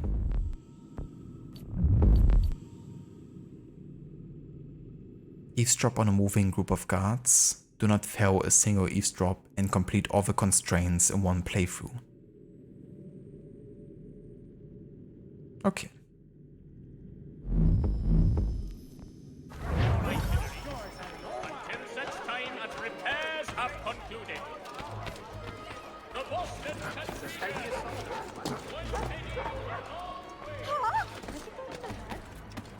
I've asked the friars, but they all plead ignorance. None of that! They're lying! Aye. Well, what can I do? Threats light off them and I'll not deign to grovel. Actions speak louder than words, my friend. Arrest one and put him in stocks. See if he's so glib then. To do so without cause will set them singing songs about us. Last thing the city needs is town criers complaining about our abuse of authority. And forget it. The crime is done. The killer's gone. Those who know won't share their secrets. If the city wishes to harbor scoundrels, let them pay the price for it.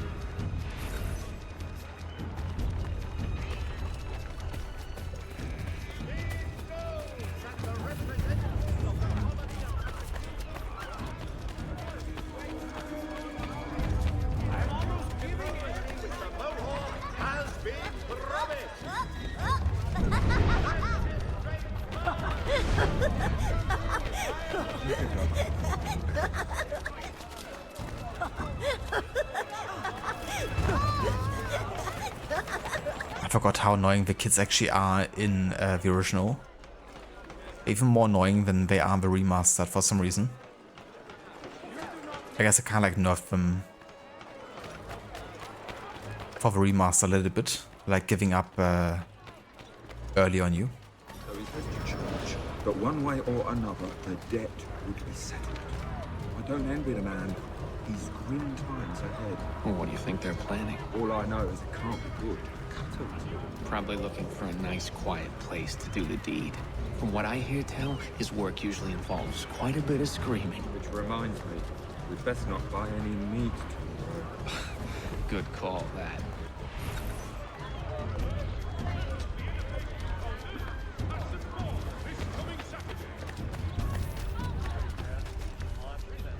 We're just gonna say, oh wow, that's an annoying shite sound. Yeah, and as usual in an AC game, they only disturb you. They're not bothering anyone else. I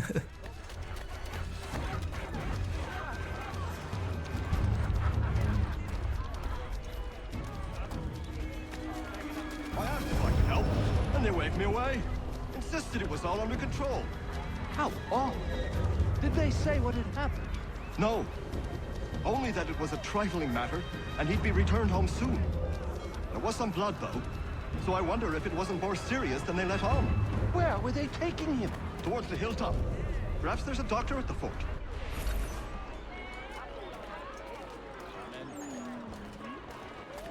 See, Charles? We'll have church in no time, just as I said we would. If I might ask, sir, where did you learn to do all this? It is a requirement when you are raised in the manner that I was. Perception is fundamental to the Order. It guides the feet when running and climbing, informs the hands when striking and fighting. But most important, It transforms the senses, and we begin to know the world in a different way. Boston Gazette humbly proposes. Cast your eyes on my fine crabs and prawns.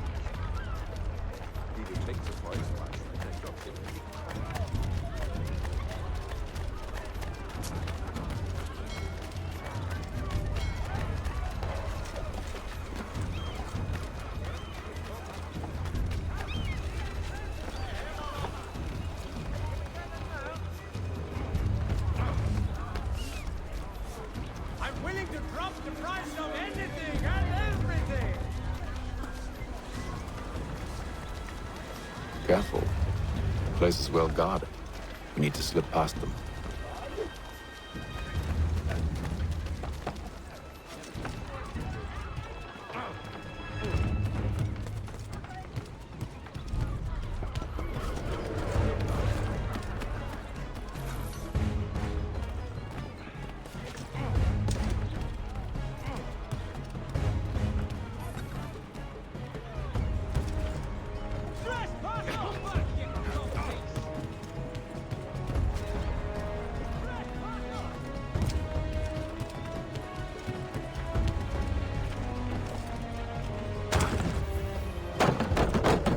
Locked. I'll have to find the key. Wait here.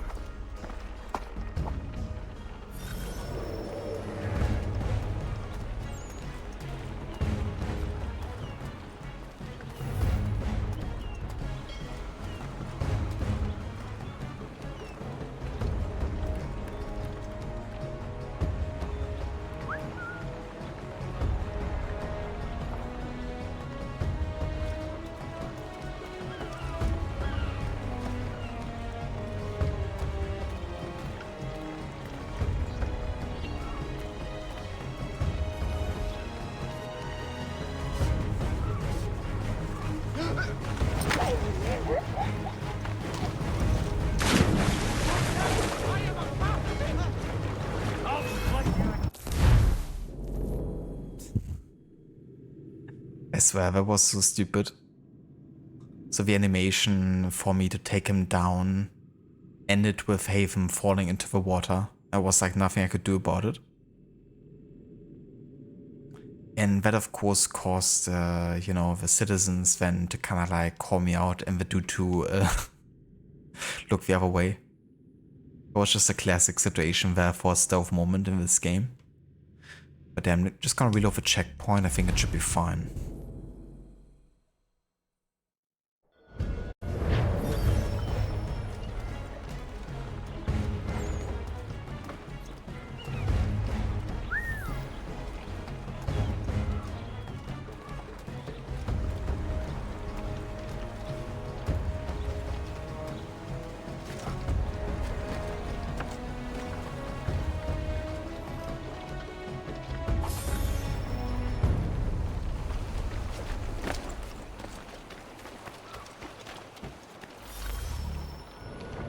Here we are then.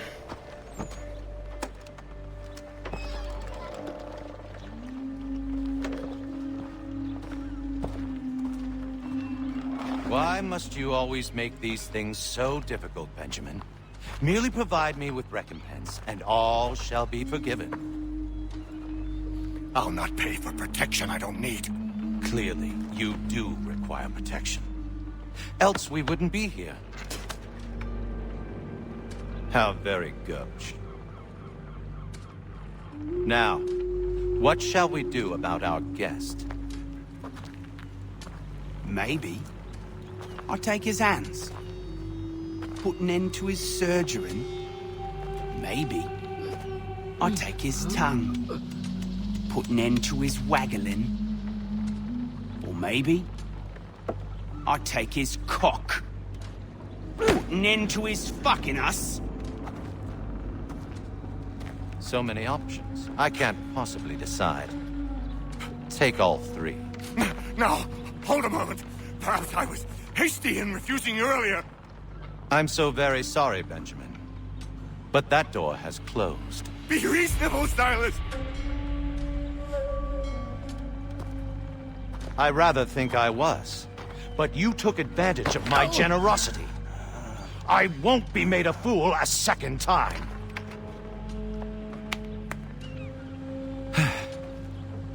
I fear I lack the constitution to bear witness to such barbarism. Come find me when you're finished, Cutter. You'll regret this, Silas, do you hear me? I'll have your head! No. I rather think you won't. Still a minute. Ouch. I gotta decide where to start. You're a ruffian. Commoner's dirt, Cutter. I'm proud of it. A little bit from here, a little bit. So fun fact, but Kata, the guy who's doing the torturing, he's voiced by the same actor who also voices Arno Dorian in AC Unity, the main character. I believe it's his first ever role that he's voiced for in the AC series. But it's kind of funny hearing him here.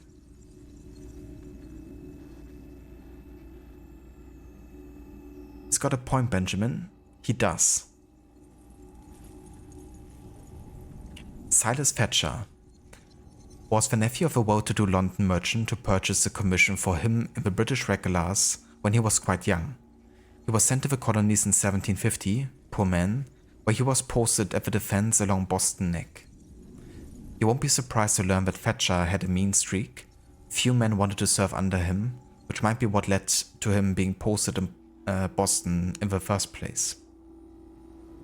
Living in the colonies was regarded as something akin to exile at that time.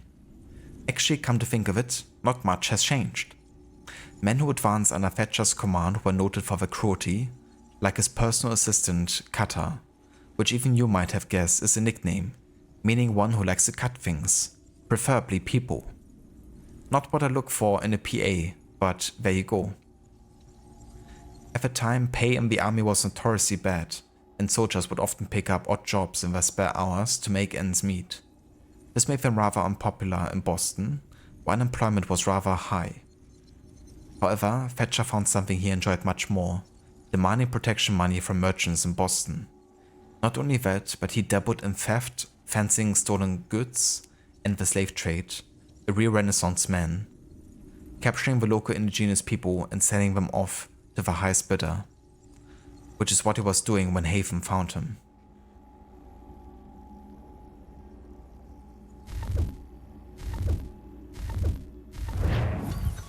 Make myself a nice keepsake, I will. You're absolutely mad. Just like all good artists. Just a quick little swipe and no more ears. How's that sound, Mr. Church? At least I'll be spared more of your abuse. Your parents must be so very proud to have raised a specimen like yourself. Quiet now. I need to concentrate on me work. Maybe you'll get lucky and pass out. Though I dare say I'll do my best to ensure that doesn't happen. Your parents must be so very proud to have raised a specimen like yourself. Quiet now. I need to concentrate on me work. A little...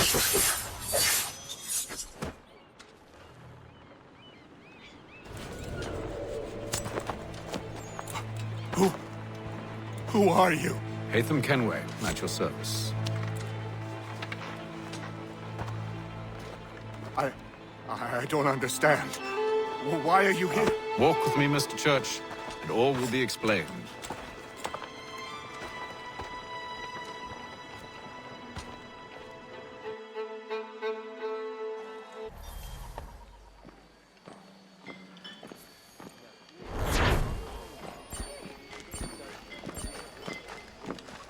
There we go.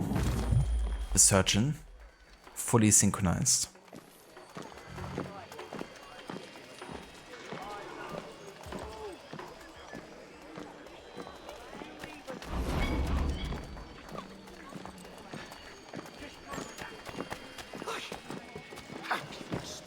Pages are really tricky to spot sometimes, I would say. But they kinda act like the shanties in Black Flag. Only instead of getting songs, you get almanac pages written by Benjamin Franklin. Which in parts I think are originals as well.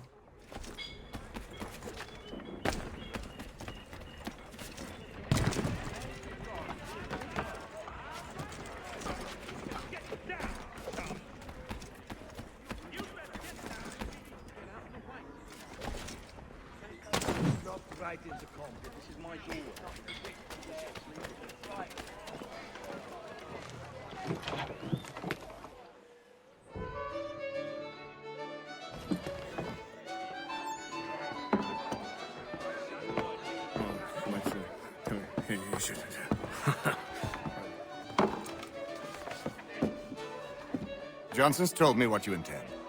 As it happens, the man who held me is the same one that you seek.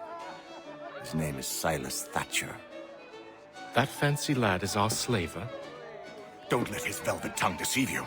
A crueler and more vicious creature I've never known. What can you tell me of his operation? He hosts at least 100 men, more than half of whom are redcoats. All this for some slaves? Hardly. The man's a commander in the King's troop, in charge of the Southgate fort. We need to find a way inside. Let me think on it. In the meantime, I'll attend to our final recruit. John Pitcairn's our man. I'll take you to him.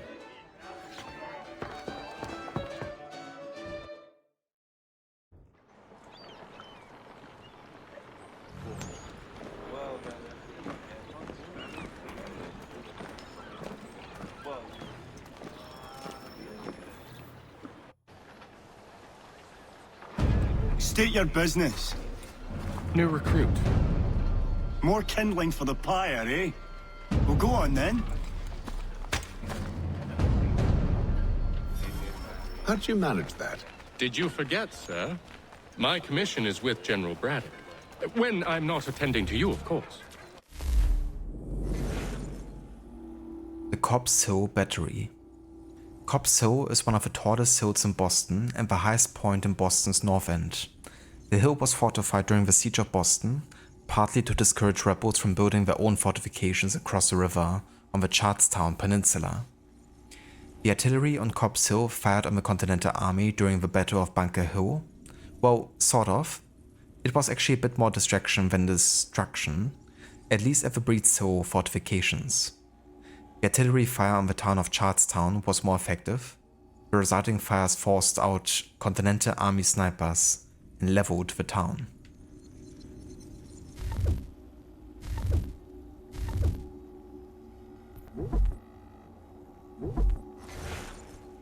John Pitcairn.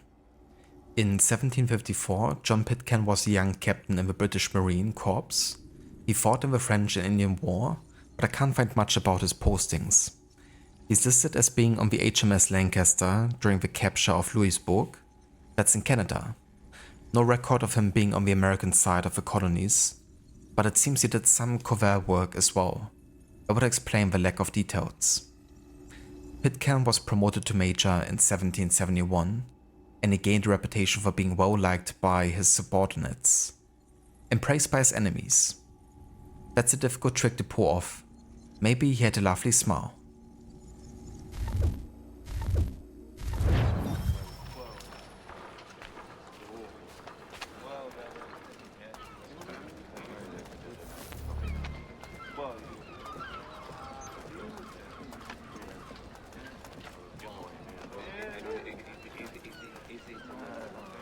Pitcairn, you fool! Your acts are treacherous. Give me one good reason. I shouldn't kill you right now.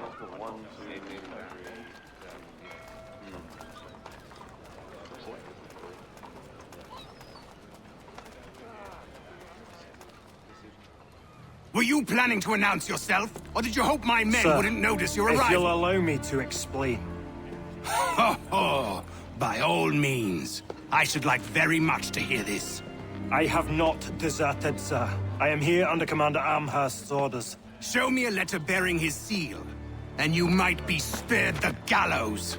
I have no such thing. The nature of my work, sir, It's the sort of thing best not put to paper. Haytham. General Braddock? I suppose I shouldn't be surprised. Wolves often travel in packs. Master Pitcairn won't be here for but a few weeks. I shall return him to his proper post once our work is finished. The devil's work, no doubt. It's bad enough my superiors have insisted I grant you use of Charles. But they've said nothing about this traitor. You'll not have him. Edward, Listen to reason. We're done here. See these gentlemen out.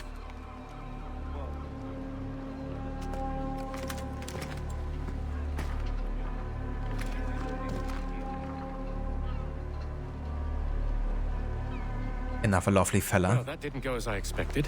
And to think I used to call him brother. What now?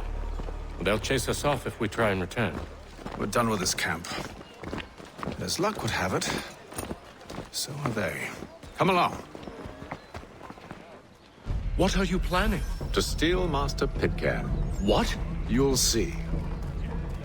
Now, when I give the signal, you're to distract Braddock's patrol. Ah yes, reason. Yeah, it's like a foreign concept here. Edward the Bulldog Braddock was a major general placed in charge of British troops at the beginning of the French and Indian War, probably because he had a nickname like Bulldog. Braddock was serving as the acting governor of Gibraltar when he received the command in North America.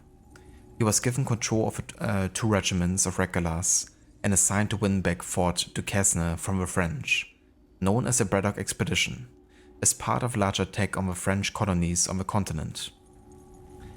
Braddock had been well liked as the governor in Gibraltar, but things changed once he reached North America. He had been known for keeping strict order among his troops, but it seems he went beyond that into brutality. He gained a reputation for being quick-tempered and cruel. He also displayed a contempt for non-British soldiers that alienated the colonial militia he was trying to recruit. So a cruel, racist bulldog then. They're my least favorite type of bulldog. Braddock took a bullet to the chest during a battle in 1755. Rumor has it from one of his own soldiers. Which is a job hazard when you're nasty for the people around you, and they all have guns. Sounds like the bulldog may have been put down. It's a cool reference, you know, because Hatham impersonates a British soldier and then you can choose to shoot him to kind of like make it historically accurate, which is what I will be doing.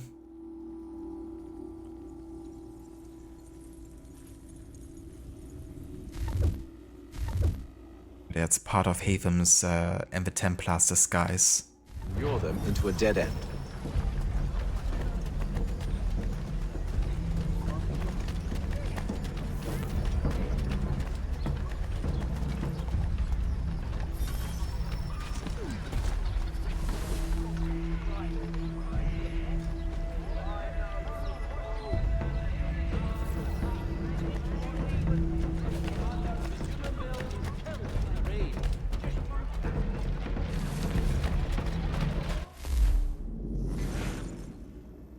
Christ Church.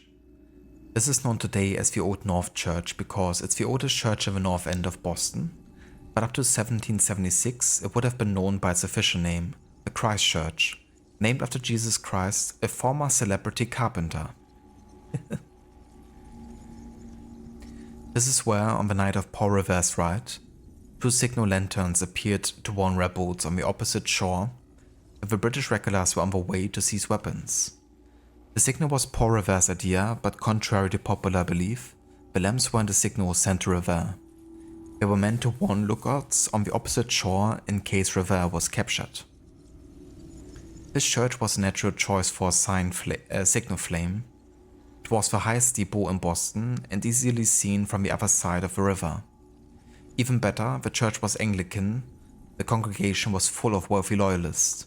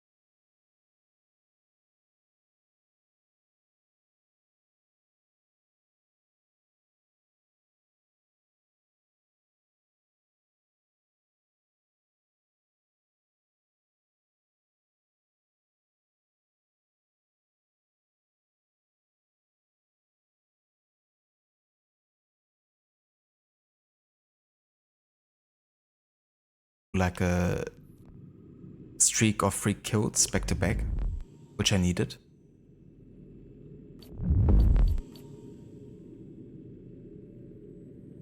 We did prevent the snitch, but yeah, that led to us going away. And my allies already killed everyone but one. So I have to reload the checkpoint here regardless to still get that kill streak. Quite the act, evidently. I know, right? Could have fooled me.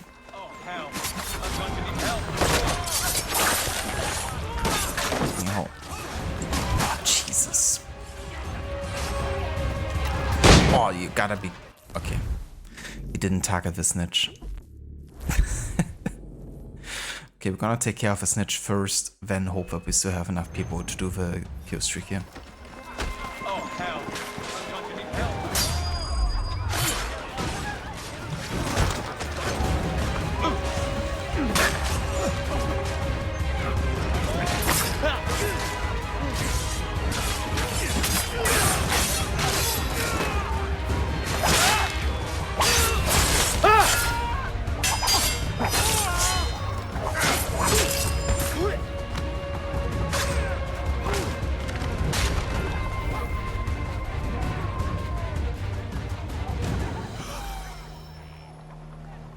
I stayed my hand today because you were once my brother, and a better man than this. Or should our paths ever cross again, all debts will be forgotten. You're free now, John. Traitor! Go on then. Join them on their fool's errand. And when you find yourself lying... I assume you've good reason for causing all this madness. What is it you require of me? I'll explain everything on the way.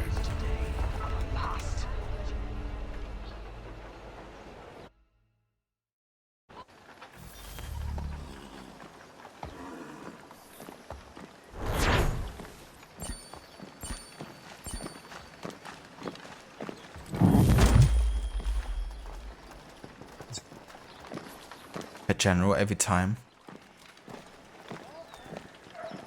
Alright, we got our group together.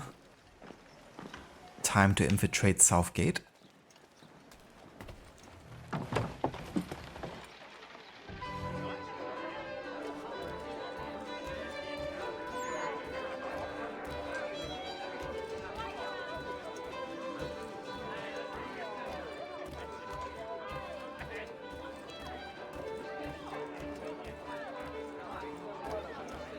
If I may, I was curious about your past with Braddock. You two clearly have a history. Edward was one of us upon a time. I considered him a close friend. He was brave and bold in ways few men are. But everything changed at the siege of Bergen op Zoom. We had lost the fortress to the French, and were in the midst of egress. There was a skiff hidden at the port with which we planned to make our escape. As we drew near, a young man and his family came upon us, begging for safe passage. I consented, but Edward refused. The young man called him Craven then. So Edward killed him and all the rest, even the children. To this day, I don't know why. Was this the first time he'd struck out? Or had I simply never seen it before? Either way, things were never the same after that. We campaigned together a few more times, but each outing was more disturbing than the last. He killed and killed. Enemy or ally, civilian or soldier, guilty or innocent. It mattered not. If he perceived one to be an obstacle, they died. He maintained that violence was a more efficient solution. It became his mantra. And it broke my heart. I had no idea. He hides it well, and intimidates into silence any who discover him. Those who persist have a tendency to find misfortune. We should stop him. I suppose you're right. But I maintain a foolish hope that he might yet be saved and brought back round to reason. I know. It's a silly thing to believe that one so drenched in death might suddenly change. I'm sorry to have brought this up. It was not my intent to sour you. Nonsense. We are brothers now. There should be no secrets between us. It's crazy to think that after the incident that Haven describes with Braddock killing even the children, that he still ended up campaigning with him a few more times before Haven actually stepped away. And also there, you know, you could say that Haven had more than enough reason to kill Braddock there, but he still spared him.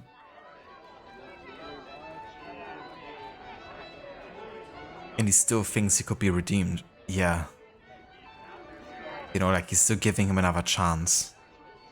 Even though clearly, you know, he had plenty of chances to prove that, you know, he could behave differently. I hope you and the General find a way to patch things up. Don't let me keep you, sir. I'm sure you have more important things to do.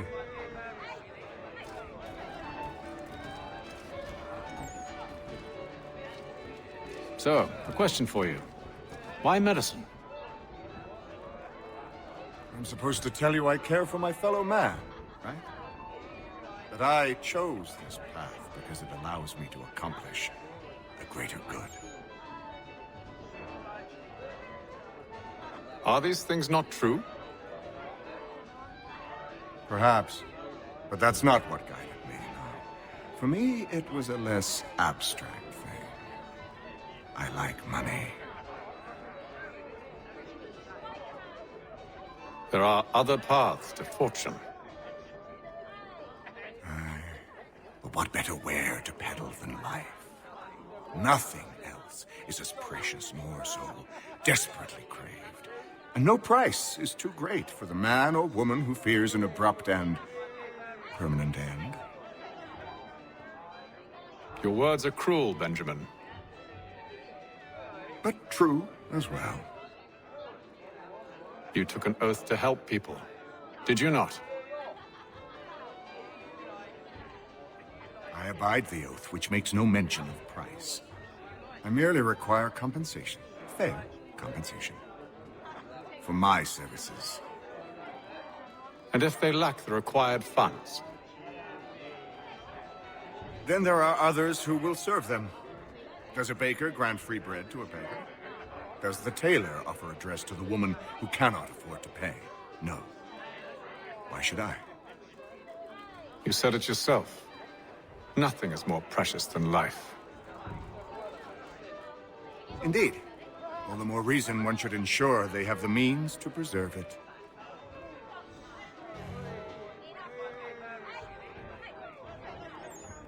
Ah yeah, Benjamin Church.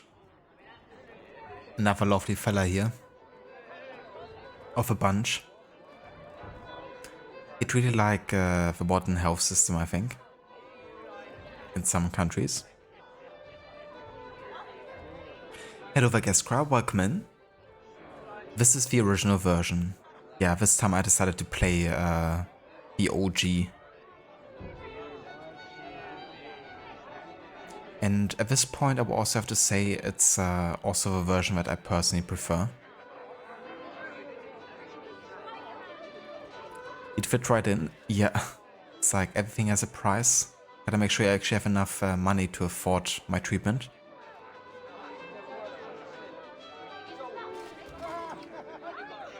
I've some ledgers to review. Do you mind if we speak later?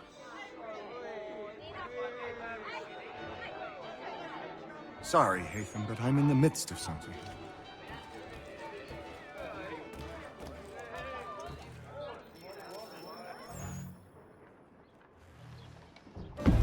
Gentlemen, I believe I found the solution to our problem. Or rather, Odysseus has. Oh, do you? Are you a new guy? The Greek hero, you lobcock.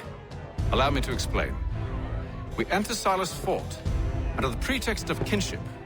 Once inside, we spring our trap, free the captives, and kill the slaver. Dodgy, dodgy. I like it. Then, let us begin. First, we need to find ourselves a convoy.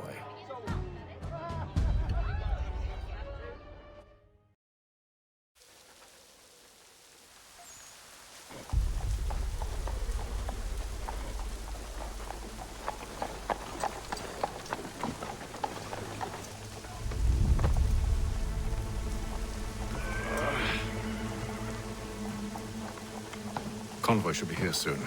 We'll attack on my signal. Understood, sir. If we time this right, we can catch them all unawares. For the sturdiest and most seamless barrels in America, call upon John Cooper.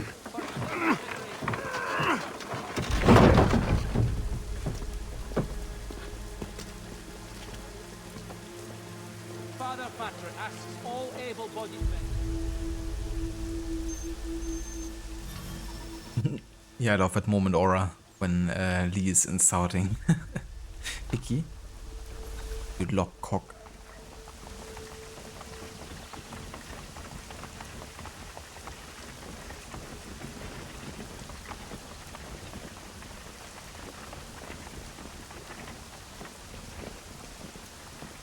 The hell is this? 1,000 pardons, sirs. Seems we've had ourselves an unhappy little accident. Get it sorted, and quickly. Of course, my lord. At once.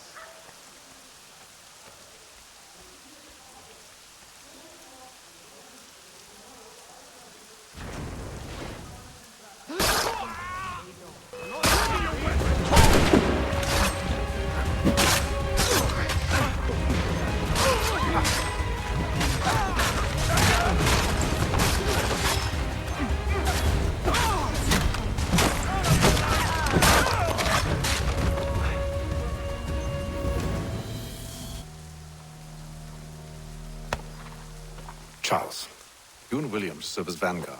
Let no man reach us. What about me? You and John will follow from a distance and keep watch over us. I'll signal you when I have need of your services.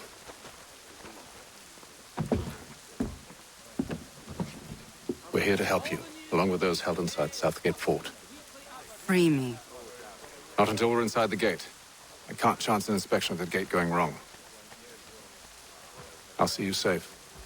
You have my word. The Boston Weekly Advertiser, a penny to stay informed. Do you know anything of Silas' operation? How many men we might expect? The nature of their defenses? Jesus. The horses are going crazy. The French and Indian War. This is one of many wars of a long-standing British versus French rivalry. Well, you might call it rivalry. I'd call it a battle of wits with an unarmed country. This particular war being over who would come out as the biggest colonial power. Of course, it wasn't enough that the British and French fight one another. They convinced a number of North American indigenous nations to join the conflict as well, hence the name the French and Indian War. The war started in the colonies, but it spread to Europe, what was known as the 7 Years' War. Before you pointed out, yes, I know the dates add up to more than 7 years. The conflict started in 1754, but war wasn't officially declared until 1756. But well done for spotting it out, you mathlete. I bet you were popular at school. I will personally attack Vashon. George Washington has the honor of starting the actual fighting, under orders of course. He was sent to create a fort in disputed territory. While he was doing that, he crossed paths with a French patrol. Washington attacked, the French retaliated. The British followed up by sending 2 full regiments of regulars to the fight. And so it began. The British fought a losing battle until about 1758, when they got a new prime minister who decided funding the war effort was a priority. Possibly because of the whole French thing. Maybe he ate a bad baguette once. With the added support, the British along with their indigenous allies and the colonial militia began to gain ground slowly but surely. Eventually, the French were driven out of almost all of their territory north of the Caribbean, something we in Britain celebrate with a special holiday called Every Day All Year. So the British won, but they were left with huge war debts. They tried to pay these off with taxes levied from the colonists they defended from the French, who would have had them all eating onions and saying, "Oui sir, no sir," before you knew it. The colonists objected, leading up to a series of protests, which were part of the unrest that led to the American Revolution. Talk about gratitude, Zulu law.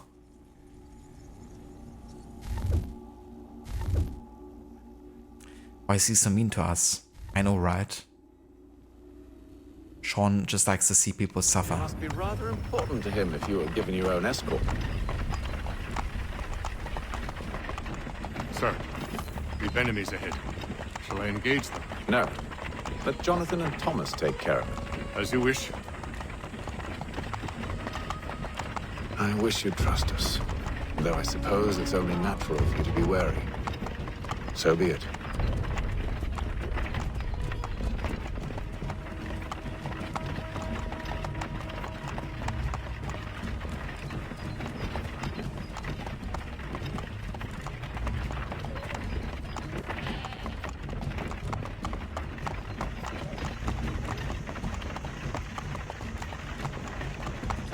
Halt! Identify yourselves! Where is Lieutenant Jones? What's the meaning of this?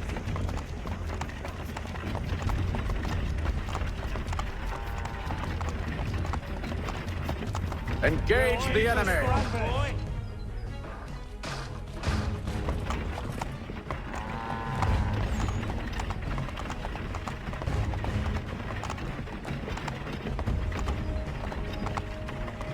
Goddamn dogs.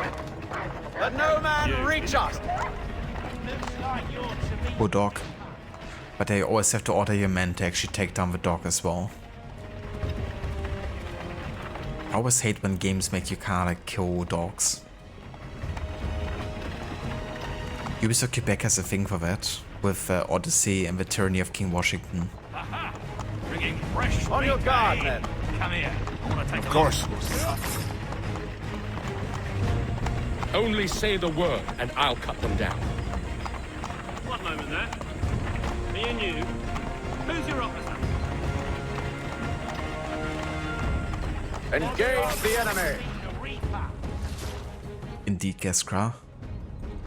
They don't deserve it, they're just doing their job.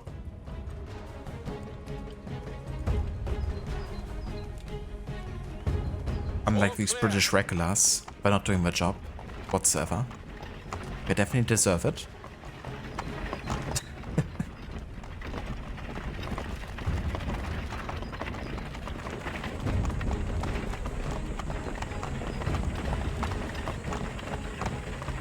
Oh, very cool, Geskra. But you're also playing Mirage. Yeah, quite like that game. Like, from a gameplay perspective. It was really fun. With the stealth missions. Evening, gentlemen. State your business. Delivery for Silas. Go on then.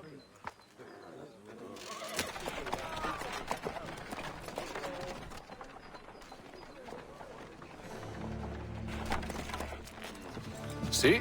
I'm freeing you just as I said I would. Now, if you'll allow me to explain. Let her go. But she'll give us away. No, she won't. What's the plan? Free the captives and avoid detection. What of Silas? He dies. He dies. Okay, we gotta find and kill the general and perform stealth assassinations from a corner. Also can't be detected. The Boston Neck. In the 18th century, the only land route into Boston was across a narrow strip of land called the Boston Neck. One often talks about the heart of Africa, of course, or the bosom of Europe. How wonderful that Boston gets a neck. Fortifications were built across the neck to protect the city from a land attack. I suppose a bit like a heavy necklace or a handsome neck brace. When the siege of Boston began in 1775, Governor Gage ordered that the fortifications he expanded and strengthened. They became known as Gage's Lines. Starting in the 19th century, land was added to Boston Neck, widening it to make room for the city to grow, and presumably to ease traffic on and off the island, since Boston is no longer in danger of attack from the countryside.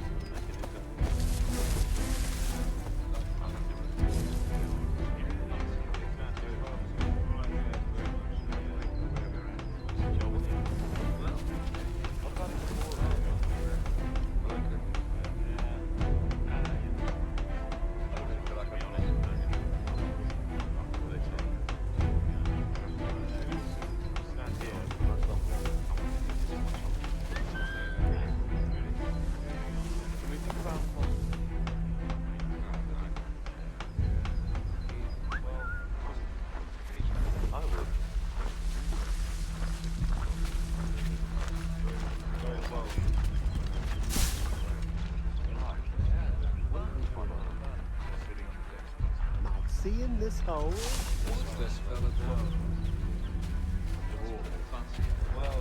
Who are you with? I don't follow. Lieutenant Wilkins? No. Man named Cosgrove. Lieutenant Cosgrove. I've not heard of him. Cosgrove? Is he the chap with the gammy leg? That's the one. That's the very man. Saw action at Cologne, if memory serves. Put down the clams, he did. Bit of an arse, as I recall. I've never heard of him before.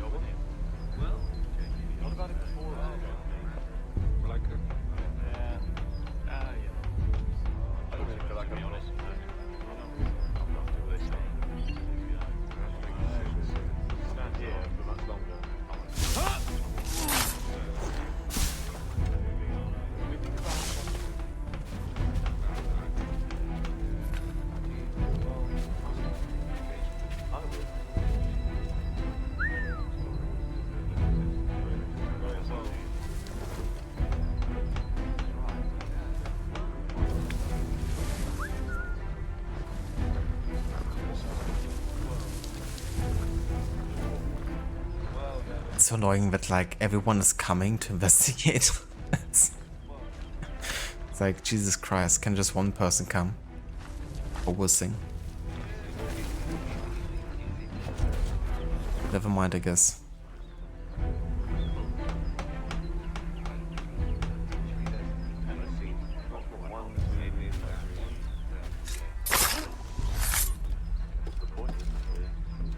Oh, this is not a regular prisoner, never mind, I didn't have to kill this guy.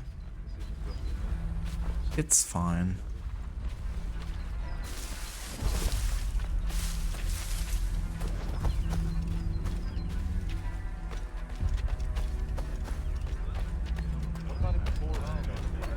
Who have we got then?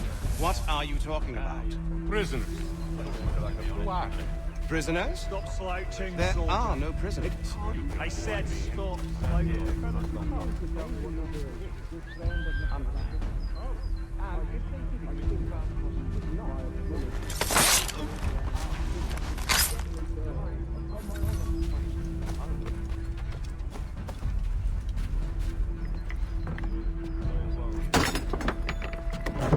A prisoner? For me? For me to free?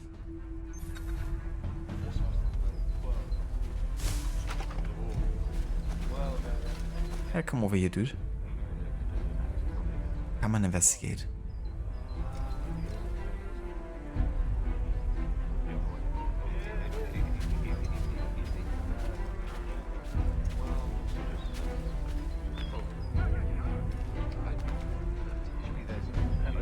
Never mind, he won't come so easily.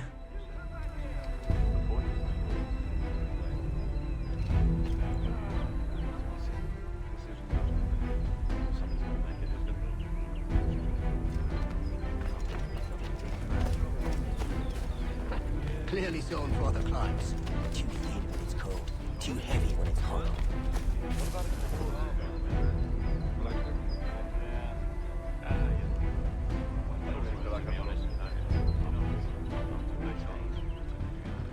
I assume it's quiet here most days? On occasion, we catch a spot trying to bury contraband in the city. It's more fun if the morning usually sets right. A nice change of pace from the campaigning back home. Why do you think so many of us would? A chance don't survive. Friends would get in.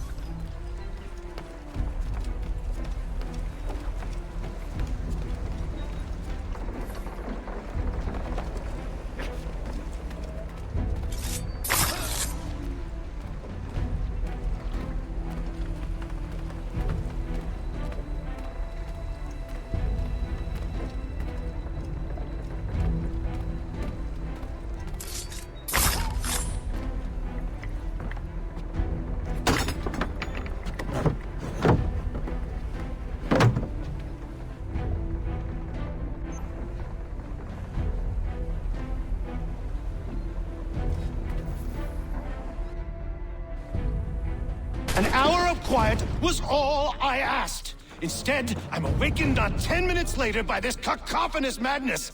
I expect an explanation, and it had best be good.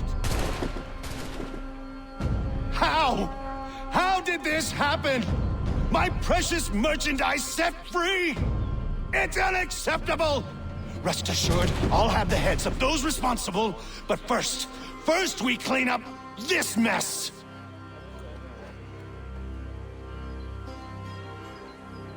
Seal the fort, kill any who try to escape. I don't care if they be one of us or one of them. To approach the gate is to be made a corpse. Am I understood?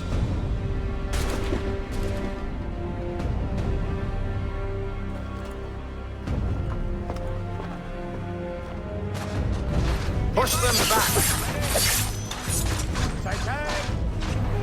I like we didn't hear a word.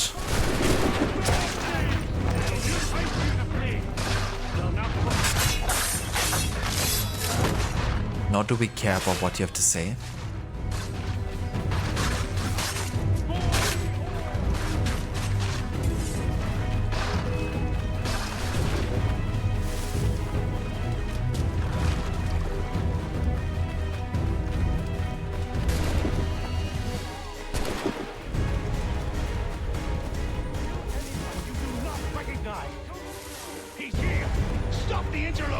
Benjamin! The intruders! Glad to have you with me. I could use some help. The Order stands united.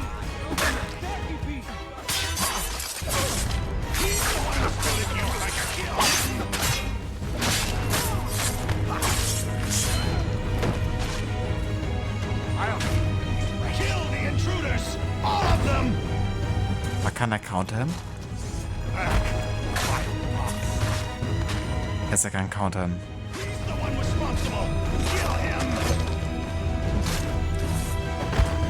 Ja, nur Input war.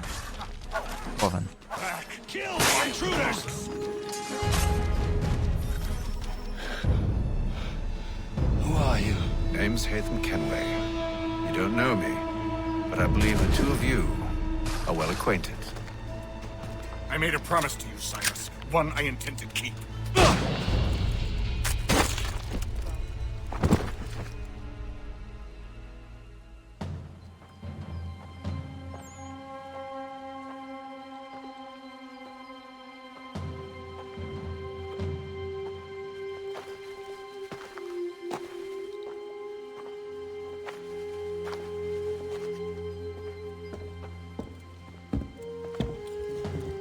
What happens now? We wait. But not for very long, I suspect.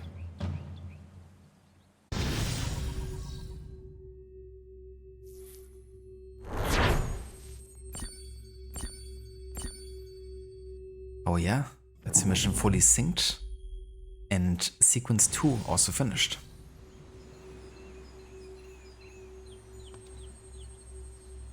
So a bit of a time skip until the next mission actually. With the next mission taking place in November. Since we freed the Mohawk prisoners from captivity. I had hoped their leader might make contact, but there's been only silence.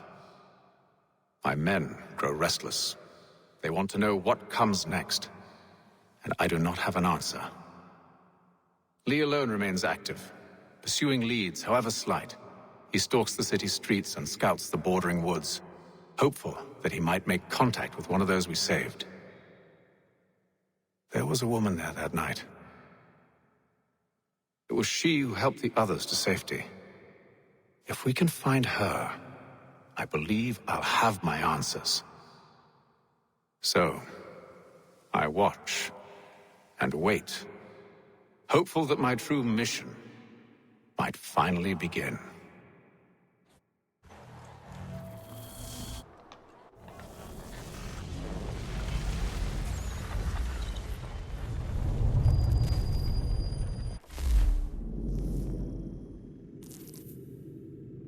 Alright, so this is where we're gonna continue in the next stream of AC3, because the next mission would actually be a mission for AC Rogue, which is mission number 3 for sequence 2 of Rogue. But I won't be doing that tonight anymore though. We're gonna start the next stream of this with the next rogue mission before jumping back into AC3 to finish off the, yeah, you know, Templar introduction of this game. And after that it's just gonna be rogue until we finish the game. So I reckon in the next stream of this we finish, you know, sequence 3 of AC3. And then there's gonna be a couple of streams where we just focus on rogue only for, yeah, quite a bit. Probably for like a week's worth of streams or so, depending how much, you know, we get to stream, I guess. But yeah, that is gonna be the plan for the next time of this. But definitely made some good progress today, especially also with the database. Currently at 11% completion of what we read. And yeah, that sequence 2 now finished. Fully synced as well.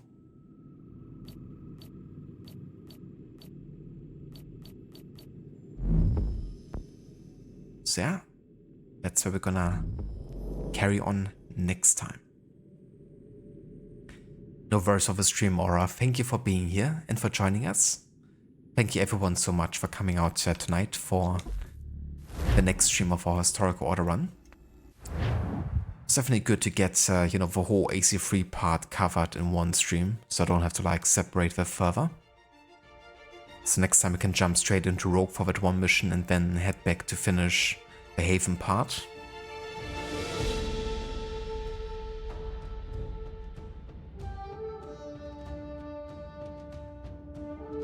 No worries, Sheila, for the stream. Thank you also for being here, dude.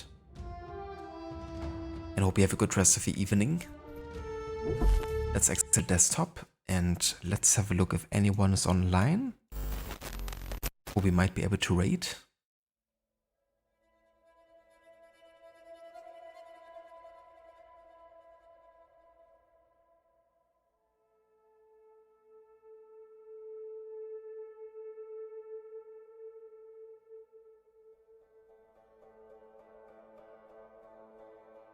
Oh, very nice. So Amita is still playing some Cyberpunk. I was thinking for sure that he might already be finished because he usually ends up streaming for like 4 hours. He's approaching 6, so I'm not sure if he's going for like much longer, but I would still like to, you know, rate him and see how things are going with that game. It's one of those games I've been looking quite forward to see him play, so I'm gonna raid over there and see how things are going. If you would like to join us with the raid over to Amita, feel free to copy and paste these raider modes.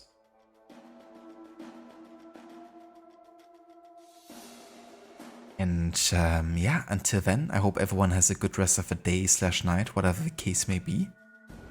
And I will catch you in the next one with the next mission of Rogue and the end of the Haven introduction. Until next time, take care.